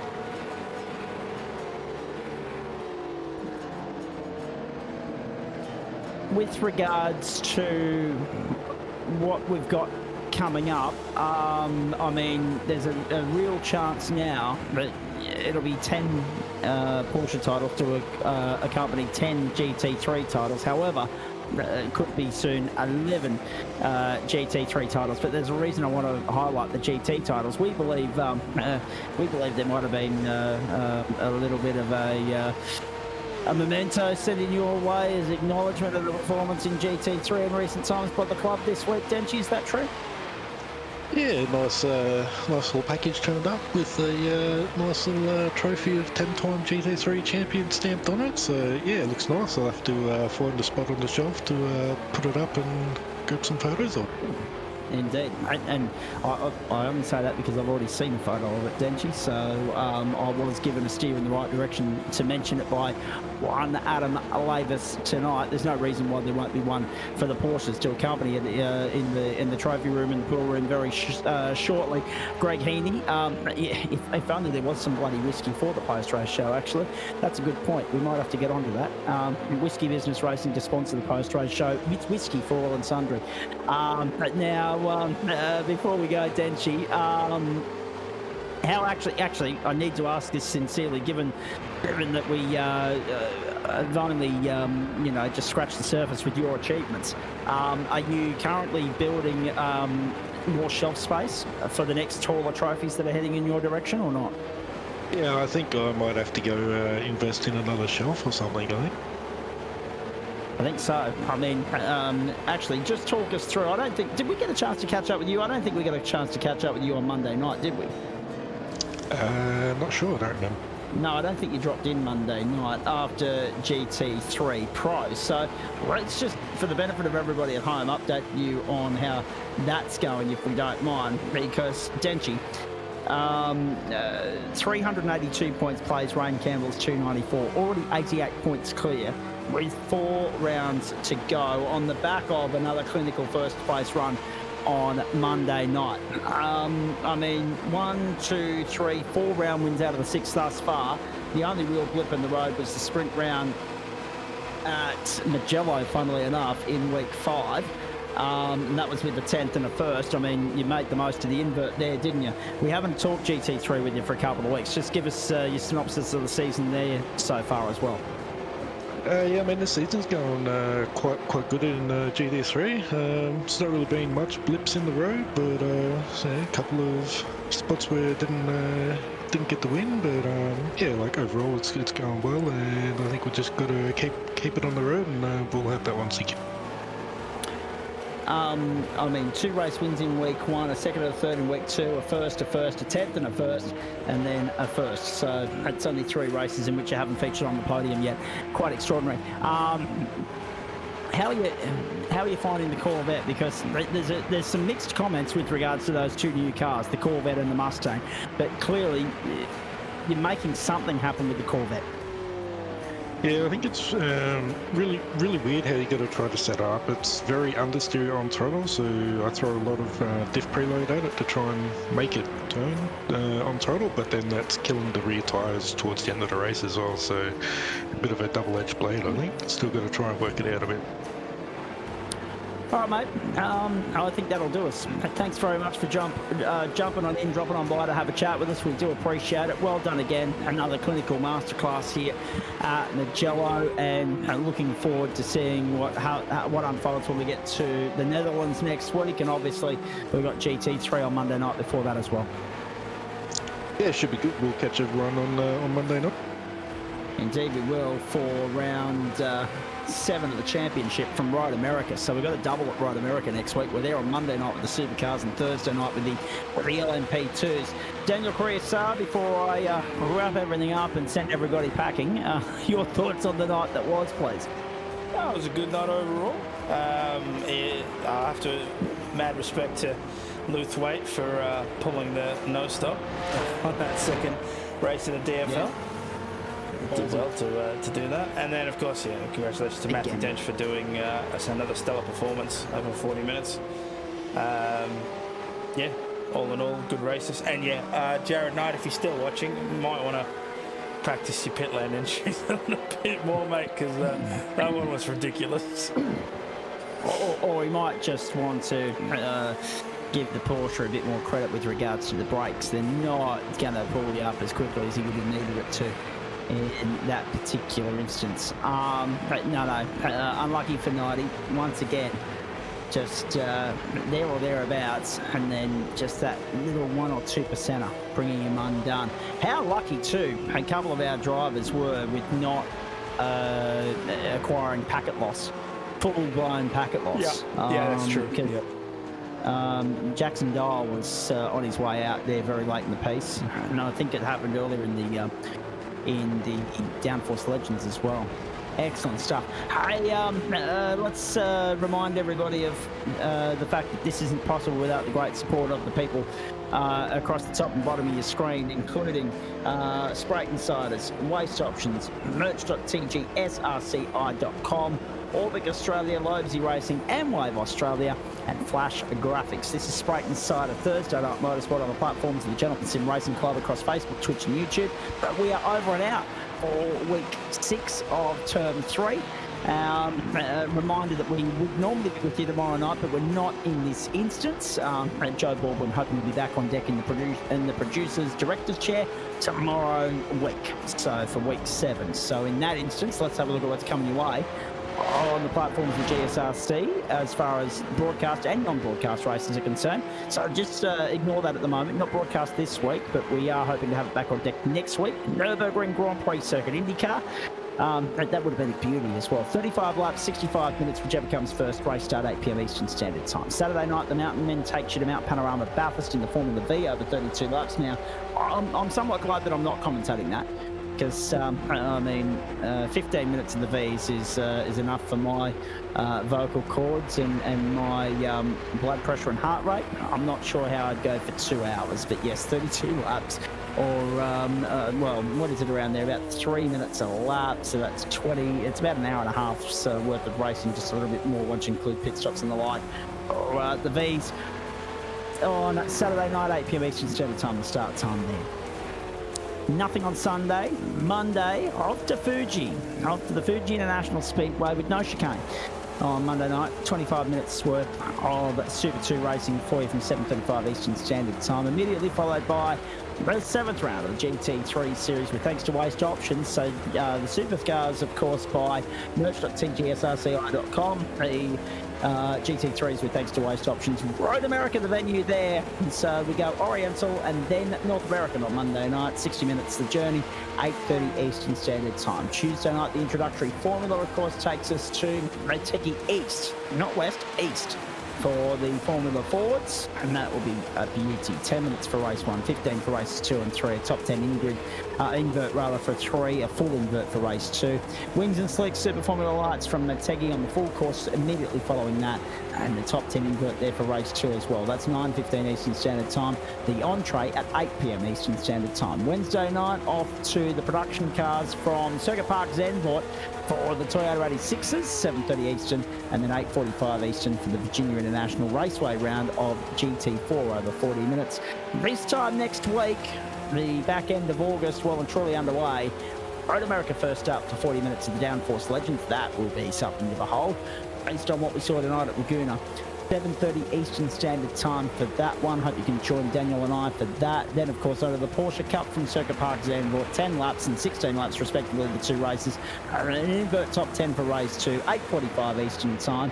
And so much to look forward to there in week 7 on the platforms of the GSRC across Facebook, Twitch and YouTube. Hope you enjoyed it tonight, folks.